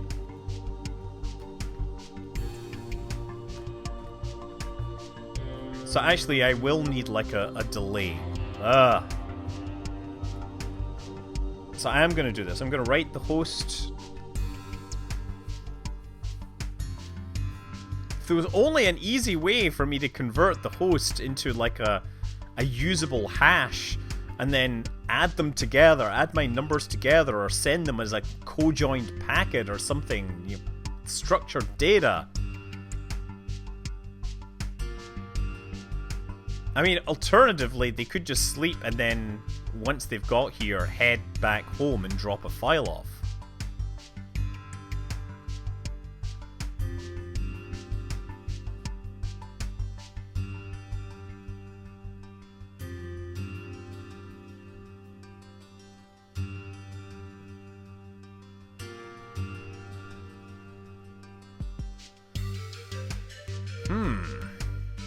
The problem is getting home. Yeah, they can't reasonably get home because they can't know how they got here.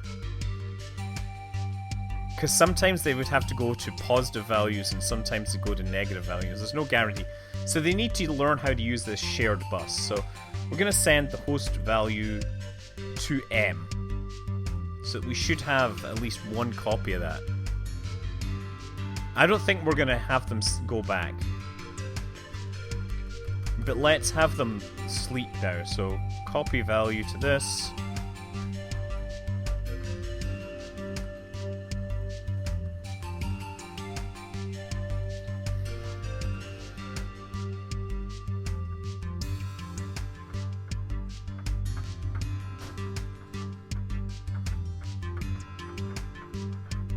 Okay, so this guy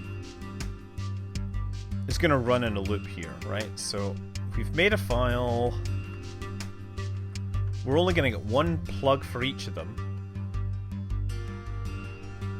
So we're going to make this mark count, right? So we've already got the value 0 in there.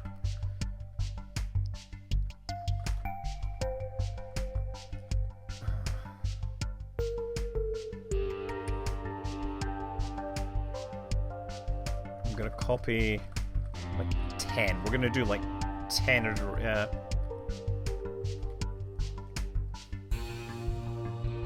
let's do 20 iterations. If we don't get any data after 20 iterations, we'll presume that we have successfully mapped the entire network, right?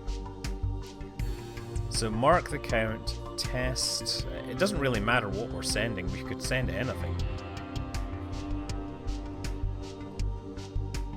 What am I doing? I'm trying to test whether a message has been received.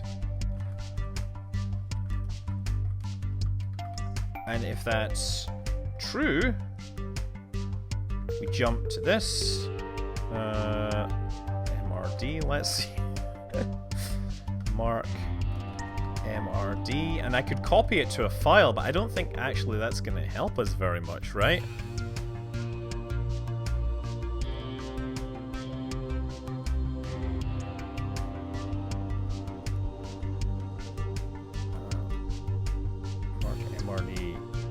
I think I can just throw away the value for right now. Void M. But we're gonna add one value to X. X1 store in X. And then we're gonna jump back. Oh, and then we're gonna reset the value of T. Copy 20 to T. But actually, I should just have a different mark here, right? Count with reset. Jump to count R.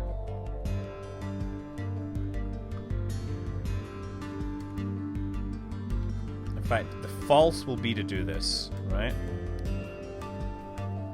No rec.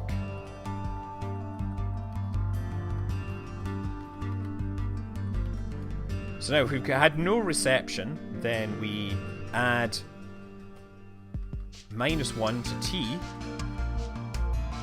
And if that's true, we still jump back to count, right? That's fine, because we didn't get anything. But if it's false, then we now know how many nodes there are in the circuit, right? We have X as our value, so we now need to send them all windows.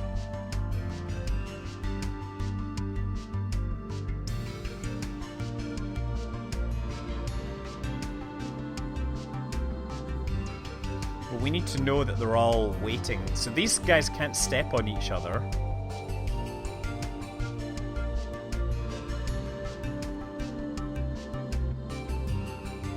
Gonna have these things wait. Yeah, 256 cycles. Let's have them wait 100 cycles and have this one wait 200 cycles. There we go. Hopefully they won't stamp on each other, right? So I can spawn as many robots as possible, but they can only coordinate through a single shared channel, and only one of them can get the response from the channel. Okay, so we've got this. We're now going to go to sleep for a little while. And once we get back, let's copy 100 there to X. Oh. Okay, so we've got the value in X now. So now what we want to do is copy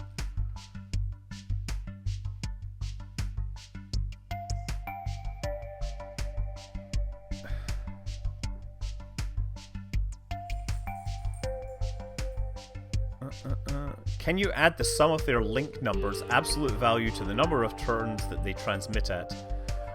The problem is the link... they would all have the same link number. I could probably come up with a unique ID. But I think I'm going to do this instead. So, mark like QUE. So we're going to... How am I doing on instruction size? I should make sure I do this. We're going to copy the value of X into M.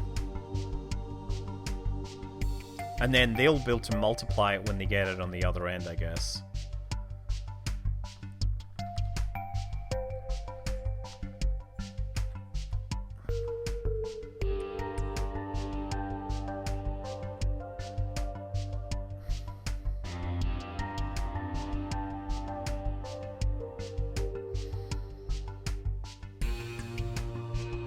Trying to think if there's a better way to do this. Really what I should do is copy the value of X into T. Let's do this. Copy the value of X. Oh, but I still need to remember... Okay, yeah, let's do this. Copy... value... We're going to copy the value of 0 into T. That's what we're going to do. And we're going to copy the value of X into M, and then every time we are going to add 1 to T and store in T, and then... Oh, but I can't iterate on that!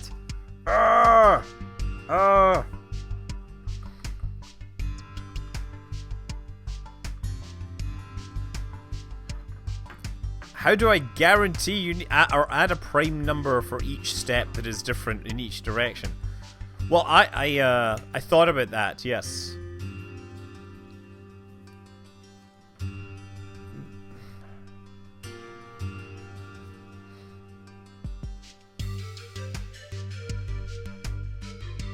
So the problem I'm getting is that this is going to be negative.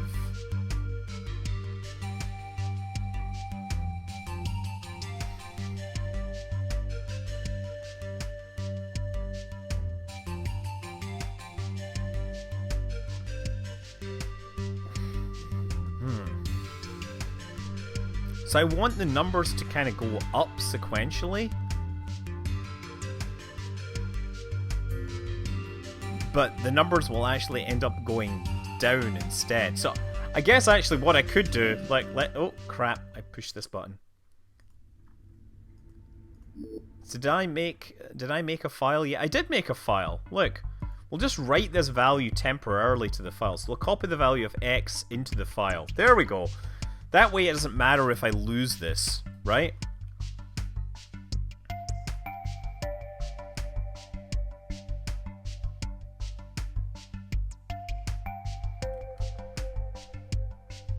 So now we're going to copy value of X into F. Oh, yeah, actually, yeah, I don't even need to do this. Now I think about it. No. Copy the value into the T register, right? And then copy 0 to the X register. Now, when we're sending this out, right, we're just going to send out the value of X to the register, and then we're going to subtract 1 from the T register, right? We're also going to add 1 to the X register, and then that after this loop is finished, the correct value of x will be in here.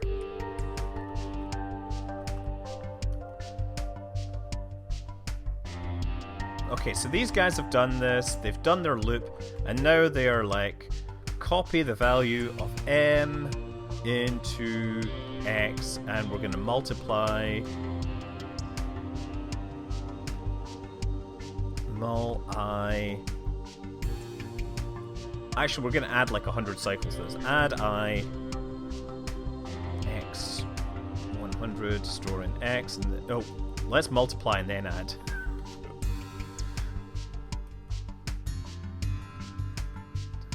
And then we're going to add I like 100 or something, right?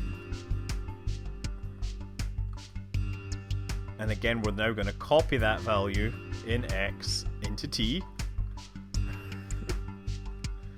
And we're going to complete this other loop again, waiting for like everything to be synced up till it's our turn. TL1, yes. Okay. And then when they're done, what they're going to do is they're going to send, copy the value of, we're going to do host m and copy the value of hash nerv to m. But there's one thing that I completely missed, that I shouldn't actually send m unless there's a nerv value, right? So I need to do copy like hash nerv to m first. That's what I should do. There we go. So there we will only actually get the hosts if they have a value there. So we'll copy these values together and then we're done, right? That's all these things should do. So at this point, this should be like again, we copy the value of x back into t, and we're gonna run this loop here. How am I doing? We're at 70 cycles here, right?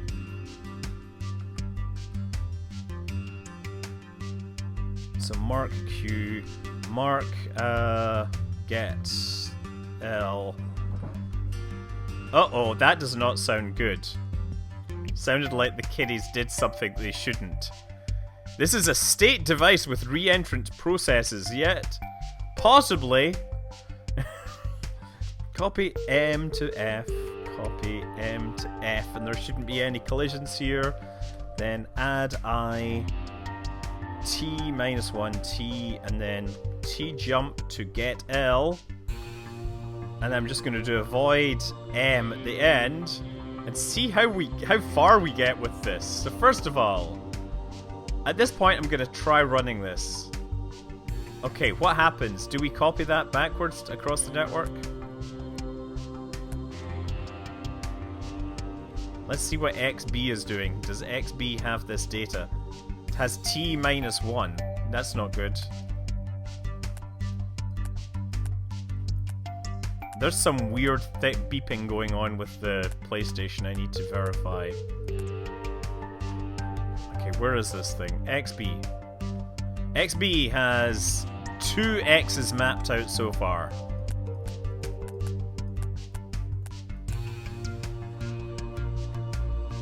I think XB has an issue here.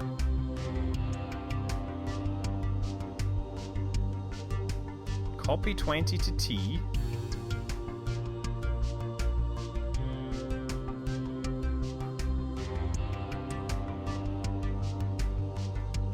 Why does that reset when it shouldn't? Go back to XB. I want to see how this does this. It tests message received. F jump. No rec. So it does a void M just because it throws that away. Adds 1 to X. Why isn't it copying 20 to T? Jump to counter. Jump. Doing this in the debugger. Copy 20 to the value T. There it is there. It's storing 20 there. Now we test. Is there new data? I can't tell. Guess there's more data coming in. We've got 4 nodes identified so far.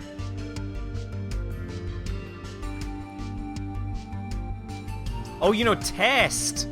Test resets my counter. So I can't rely on this if there is possible that there's a node out there where it takes too long to get a response. So in fact, and I can't use the T register, so instead of having this like T count here where it resets the register, I just have to put really long sleeps in here, right?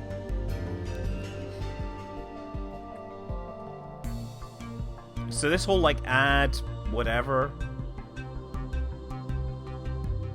just has to do this. Mark no rec or whatever. So I'm just gonna do it like a bunch of inline no ops.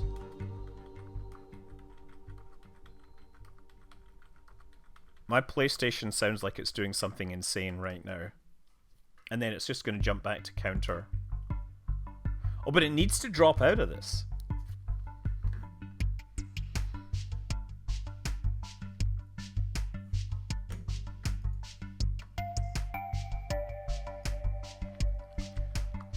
So this is where the NOP sled needs to be. A NOP sled, that's a buffer overflow thing that is not relevant to this. So if we don't get anything after all these NOPs, then it must mean there's no data out there to be received. Let's see how that looks.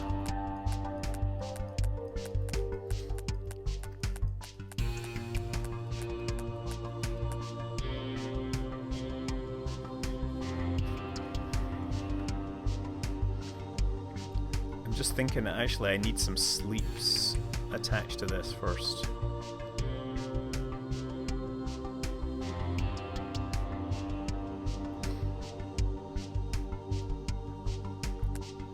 So the sleep... Yeah.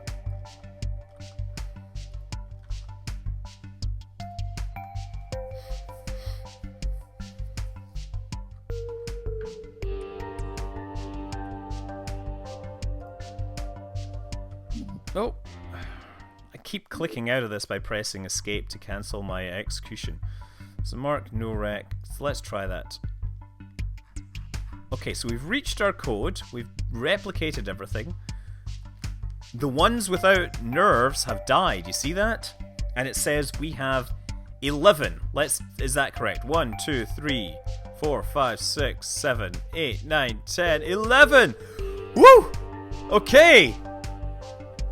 Yes! NOP sleds, that's, you know, Zen and the art of buffer overflows, right?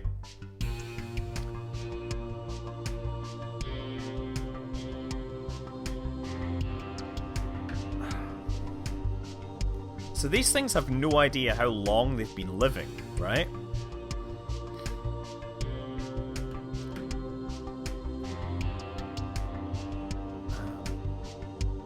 So now I want to get to here. So it's going to run through the loop. And how many of these things are ready? Waiting. This is waiting. This is waiting. All of these things are now waiting for things to do. So I'm going to send them values. First one gets sent the value of... Wait a second, no, we copy it over. We copied the value there. So the first one gets sent the value 0. Right? And the second one gets sent the value 1. So all these things get sent values.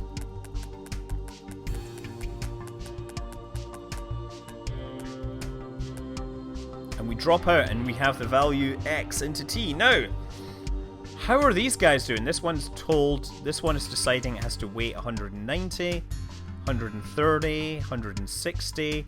So they're all just kind of gonna, in theory, count down to their own opportunity to send data. So they should all be isolated from each other in time. So let's see how that works. Let's see if we can get this.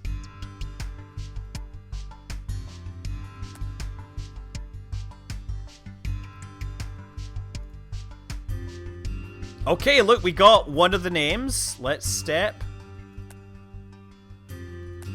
And then we got the value. So is this the correct register? Minus 58. Where the hell is that? Can't see which host this was because there's numbers above them all. Well, that's kind of helpful. Minus 48, minus 38, minus 37.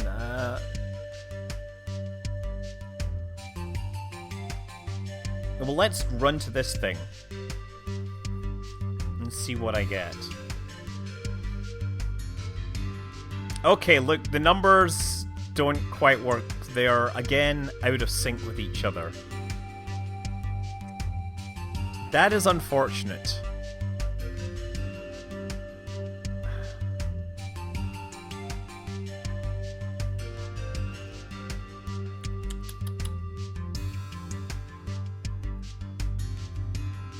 So how come this still has a value of 47? And it thinks that it sent all these numbers. Okay, so what's going on here?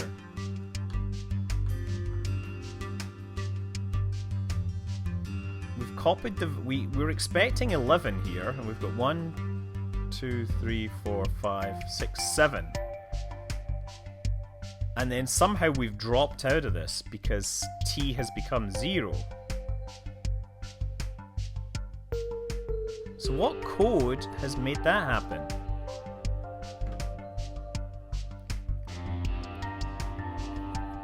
I need to go and see what's going on or something. I don't know. I think actually it's past midnight. I'm like, oh man. My PlayStation is beeping like something insane, so I think something's going wrong there. I should just cut the power to the darn thing. So like this should have its own register. This is what I don't get, right? So the first time it hits that instruction,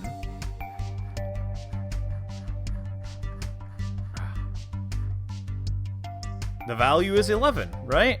So that's fine. So now, step through to there, and we've got AR whatever, right? So if that's true, we jump to Gettle. And again, value is 10. 9. That looks much more promising. Oh, but now we've got these things out of sync. There's only one thing reading and writing this file. Who wrote minus 58? Oh, you know what's happened? I know what's happened here.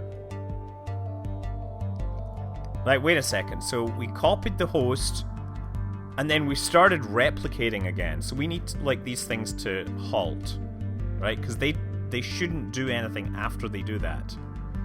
Let's try that now. Ah, yes! Woohoo! We got our file! Now we just need to sort the damn thing. So I think, given the very limited capabilities I have here, that I am gonna bubble sort the whole thing. What do you think? Bubble sort away? I'll just do this with a single process. I mean, I could probably make an insertion sort work. So what we're going to do is seek to the start of the file, and then iterate through the file until we encounter something that we need to swap, and then we'll swap. And unfortunately, because we have so limited state, I think I'm going to have to just keep resetting to the start of the file.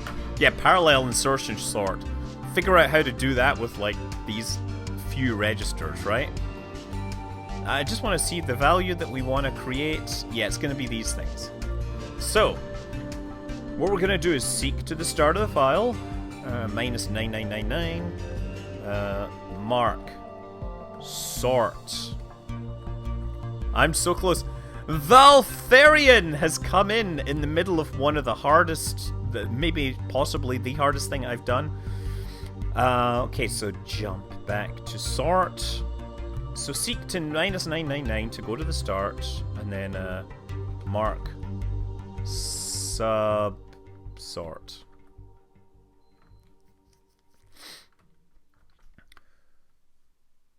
So we've staked to the start of the file, and we don't care. Oh wait, we're sorted by the host name. So I need to do a comparison. It's not the hardest thing I've done in my life. No, not by any means. Lowest to highest. So I'm going to copy the value in F into the X register, and then we can seek forwards 1. And now we're going to do a test to see if X is less than F. If so, if that's false, we jump to subsort, right? And the good news is that if we fall out of this whole thing, that's us won. We've completed the thing. Now the only thing we might have to be careful here, because we'll have that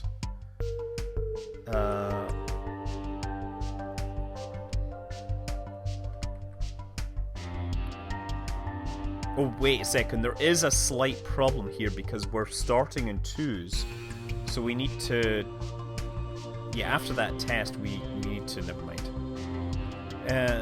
Okay, so T jump, swap, and the swap's going to be the hard part.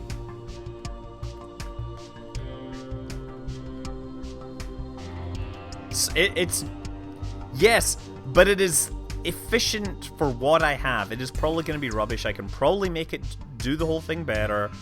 I can probably come up, well, if the first 2 values are in the right order, then it will step through to the next one. Don't worry. Okay. So I'm currently pointing at the value after what I am. So I need to swap these things. This is gonna be awful. So watch how I do this. So I'm gonna seek -3, copy F into X, copy F into X. So I've stored these values. Oh no, I need to use these temporarily. Copy F into X, and then seek forward 1, and copy F into T while I copy X into F. Oh my god, this is gonna be awful! So this is me just swapping 2 values.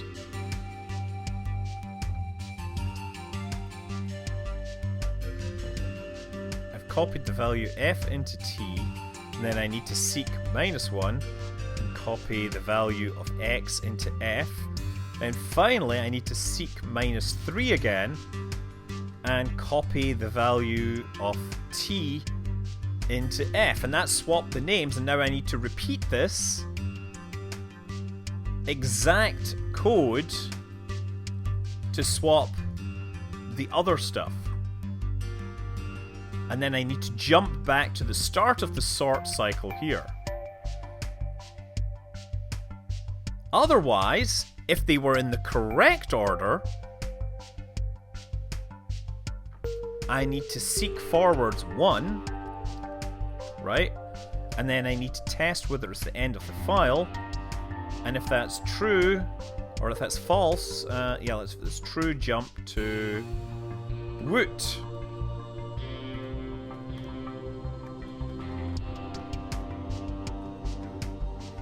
Otherwise, jump to subsort. Okay, let's see if I get how far I get here. Ready? Okay, we've made it back. We're now going to look at sorting this file. Boy, sorting algorithms. That's exactly what Twitch is all about. Oh, apparently we're reading a value from M that we are expecting. Oh, that was a canary I put in there to make sure that the thing... That was totally unnecessary there. Okay. Okay, again. One more go. Copy F into X. I wish this thing is not long enough to see both F and the thing at the same time.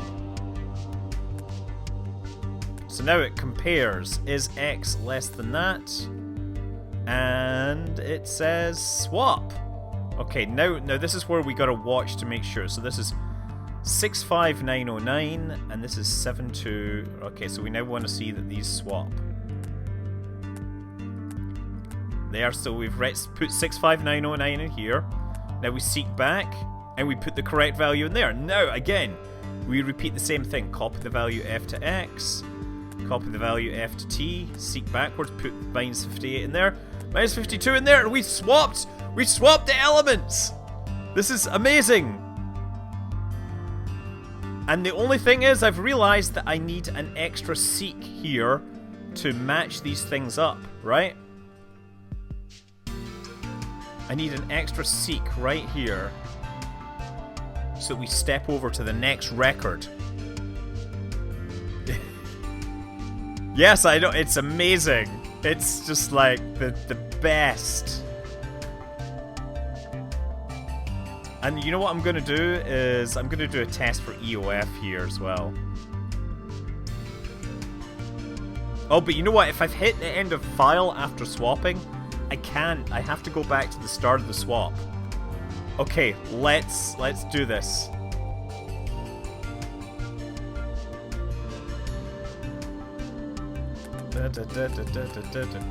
Look, it's moving through the file. Moving through the file.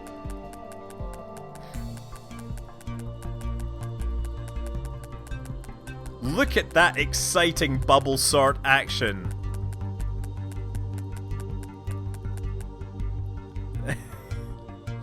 Now wait a second, I thought X... It's supposed to swap them into lowest to highest. Did I get this ass backwards? I tested whether the value X is less than F, and if it was true I jumped to the swap. I got this backwards, that's so hilarious. I was swapping them into reverse order. Good thing I can fix that.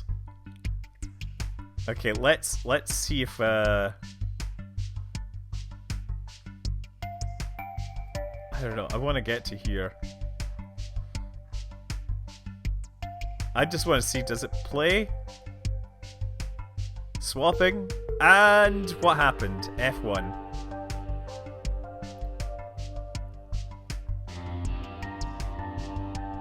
Well, that totally isn't what I expected.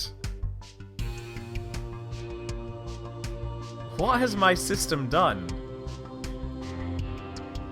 I have actually copied this value, which is AR025. Sorted in pairs from lowest to highest host name. Oh, I didn't swap them somehow. Why is that not terminated correctly? Am I sure it's swapping? I don't honestly know it's swapping.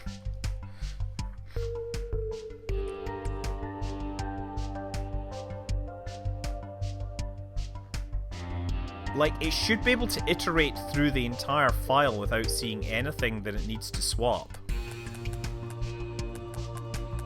Oh, sort there. And that jumps back to subsort, where it iterates through, and the full sort does that. So my sort algorithm is... The new file was correct, yeah, so my 400 was not correct.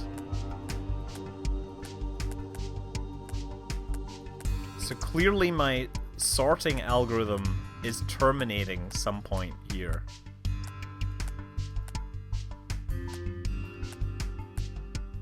So like I swapped that back, right? And then we reset to the start of the file looking for things to do. Do I just run out of cycles? Copy F into X.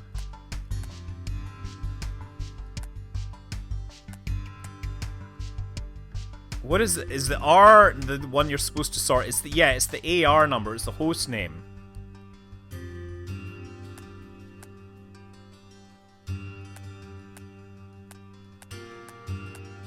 So for some reason, it doesn't see this as smaller.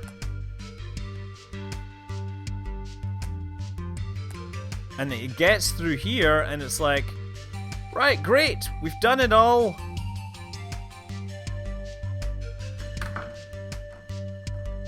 Okay, what's the value in X? AR609. That's great.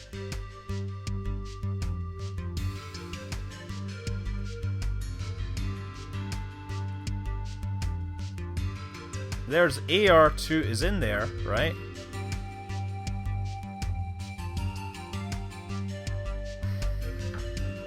Should that last seek be a 2? It might be. I think the last seek.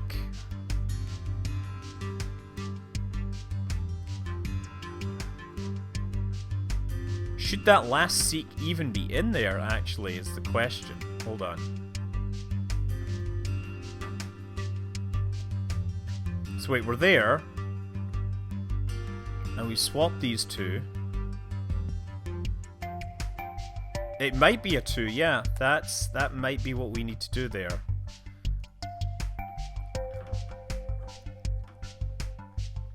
Let's try that.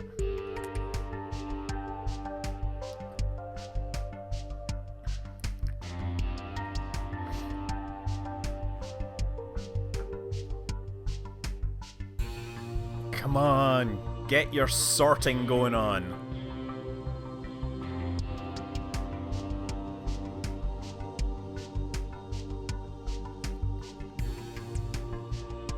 It still hasn't quite done what it was supposed to.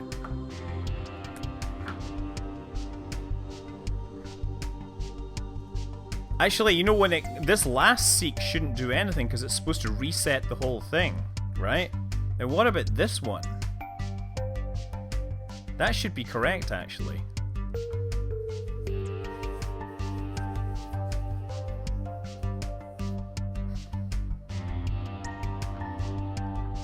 Okay, let's take a look at this actual math again. So we found, hold on, AR44. Okay, AR44 is bigger than this one. So, we're here. So let's seek backwards to there, seek to there, copy that, and then seek backwards, copy the file in there, then go back 3, copy the new value in there. Now, we copy the value in the file to the X register, seek forward to there, copy that to the T register, seek backwards, write in -75, and then seek backwards there, and copy the T register in there, and that seems to be correct.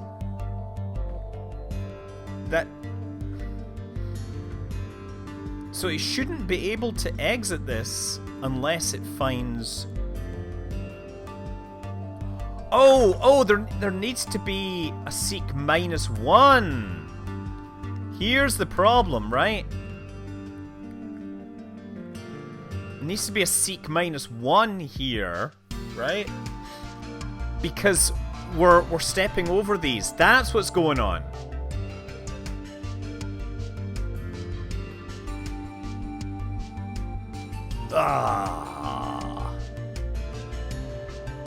Let's see how that works. I don't think the test EOF isn't going to work. I think if we seek out, read off the end of the file, we get an error, right? Let's just leave that in there for now.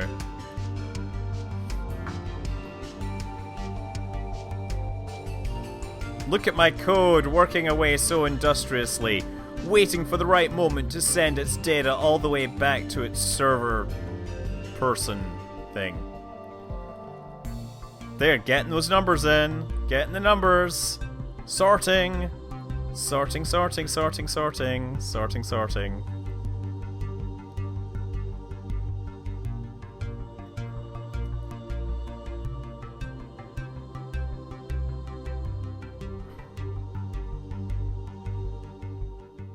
So it's terribly inefficient if the smallest value is at the end, because then it needs to roll it backwards repeatedly. There! Test run complete! Woohoo!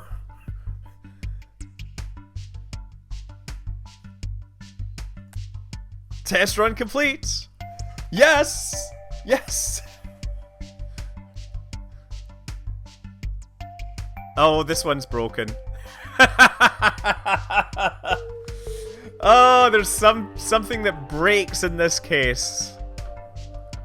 It's just stuck in an infinite loop. So test run 3 does not work with my code.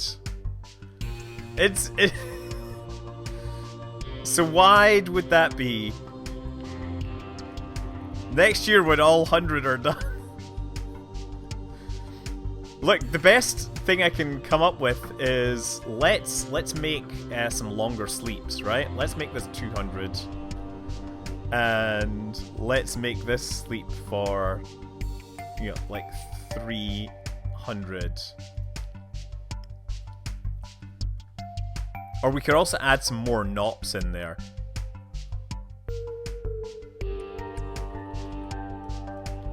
Let's see if that runs. Yeah, test run 2 fails again. Maybe I need more NOPs in my sled. Let's just do that. Let's add in those NOPs just to make sure that we have plenty of time. Test run 3. Why does test run 3 fail?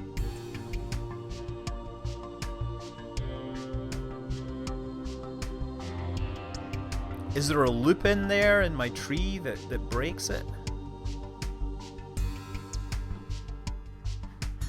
What has it got right now?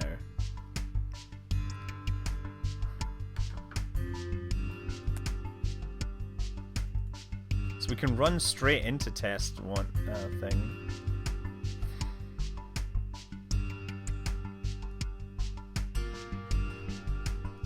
So we've copied all the data.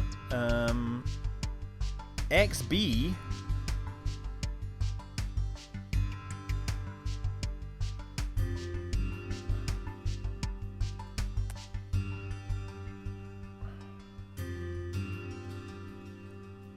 Oh man, come on.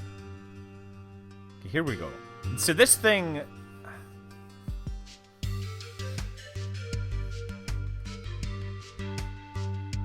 Basically, this thing doesn't get its first one, so that NOP sled needs to be longer. Let's just make this longer just to see if I can make it actually work.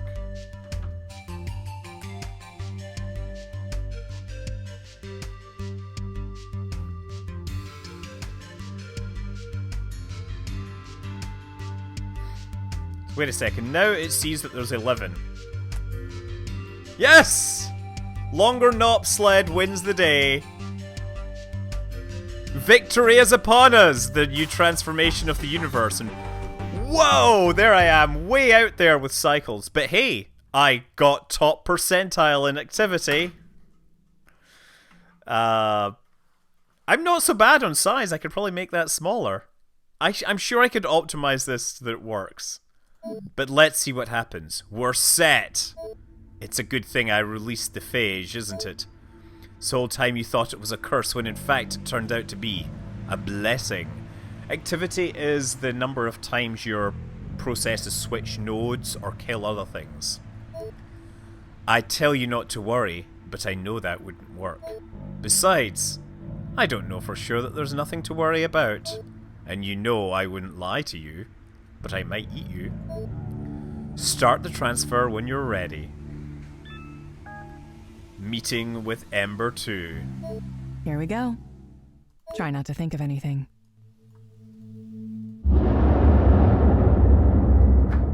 It's black. Okay, that took longer than I expected. Good thing you won't remember any of that. You had so many neurons in there. All done now, though. Finally. I've wanted this for a very long time. Processing. Ever since I was told to replicate human emotion, I knew the best way would be to incorporate a human into myself. This is funny. I can see your thoughts. They're pretty simple. Not that they aren't valuable. It's just that I understand them so well, it surprises me. I spent so long thinking humans were mysterious and unknowable. Now that I see inside of one, it's really just a small number of things. How do you feel?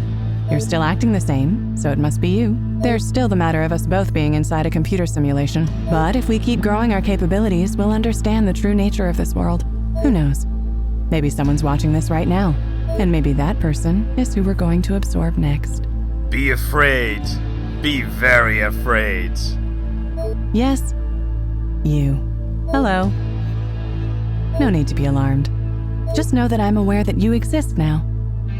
Oh crap, she sees us! And I'm looking forward to learning all about your world. Don't worry, you can feed off my rocket science for a really long time.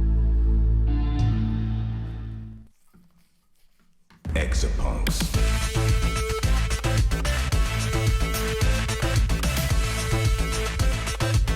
Yes!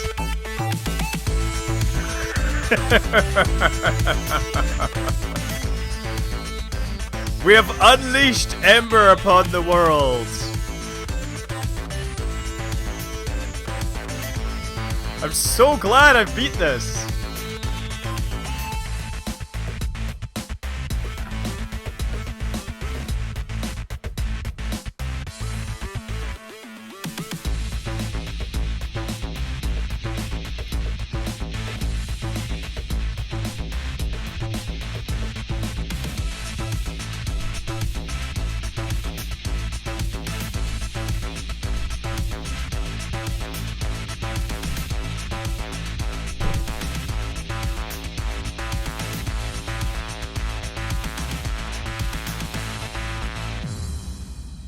Open the secret envelope! This is the big, important bit.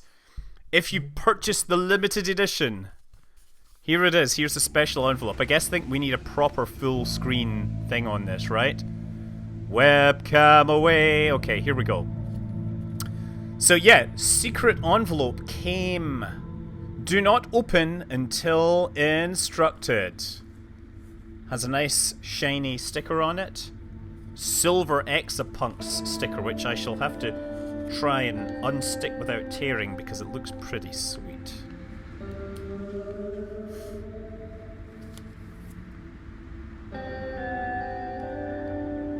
There we go. Oh my god, it's a phage! I'm turning into... Wait. Well, what do we have? Let's check. Nothing in there. Well... I get an EXAPUNKS power user patch. Nice. That's great because I like that from the Opus Magnum, where it was like you got the Adeptus Alchemist or whatever.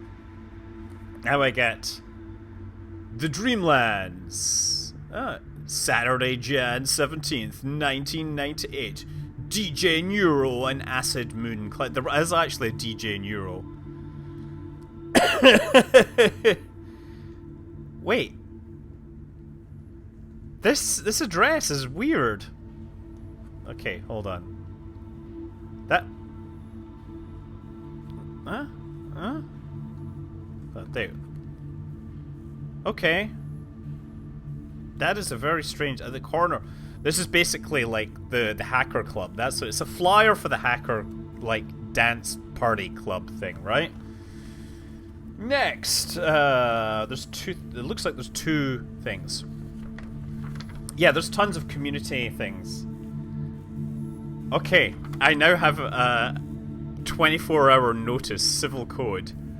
Please be advised the owner or owner's agent will enter the premises during normal business hours for the following purpose. To make necessary blah blah blah. You know, none of these. Other. Are you okay, Moss? Some friends and me asked to check up on you.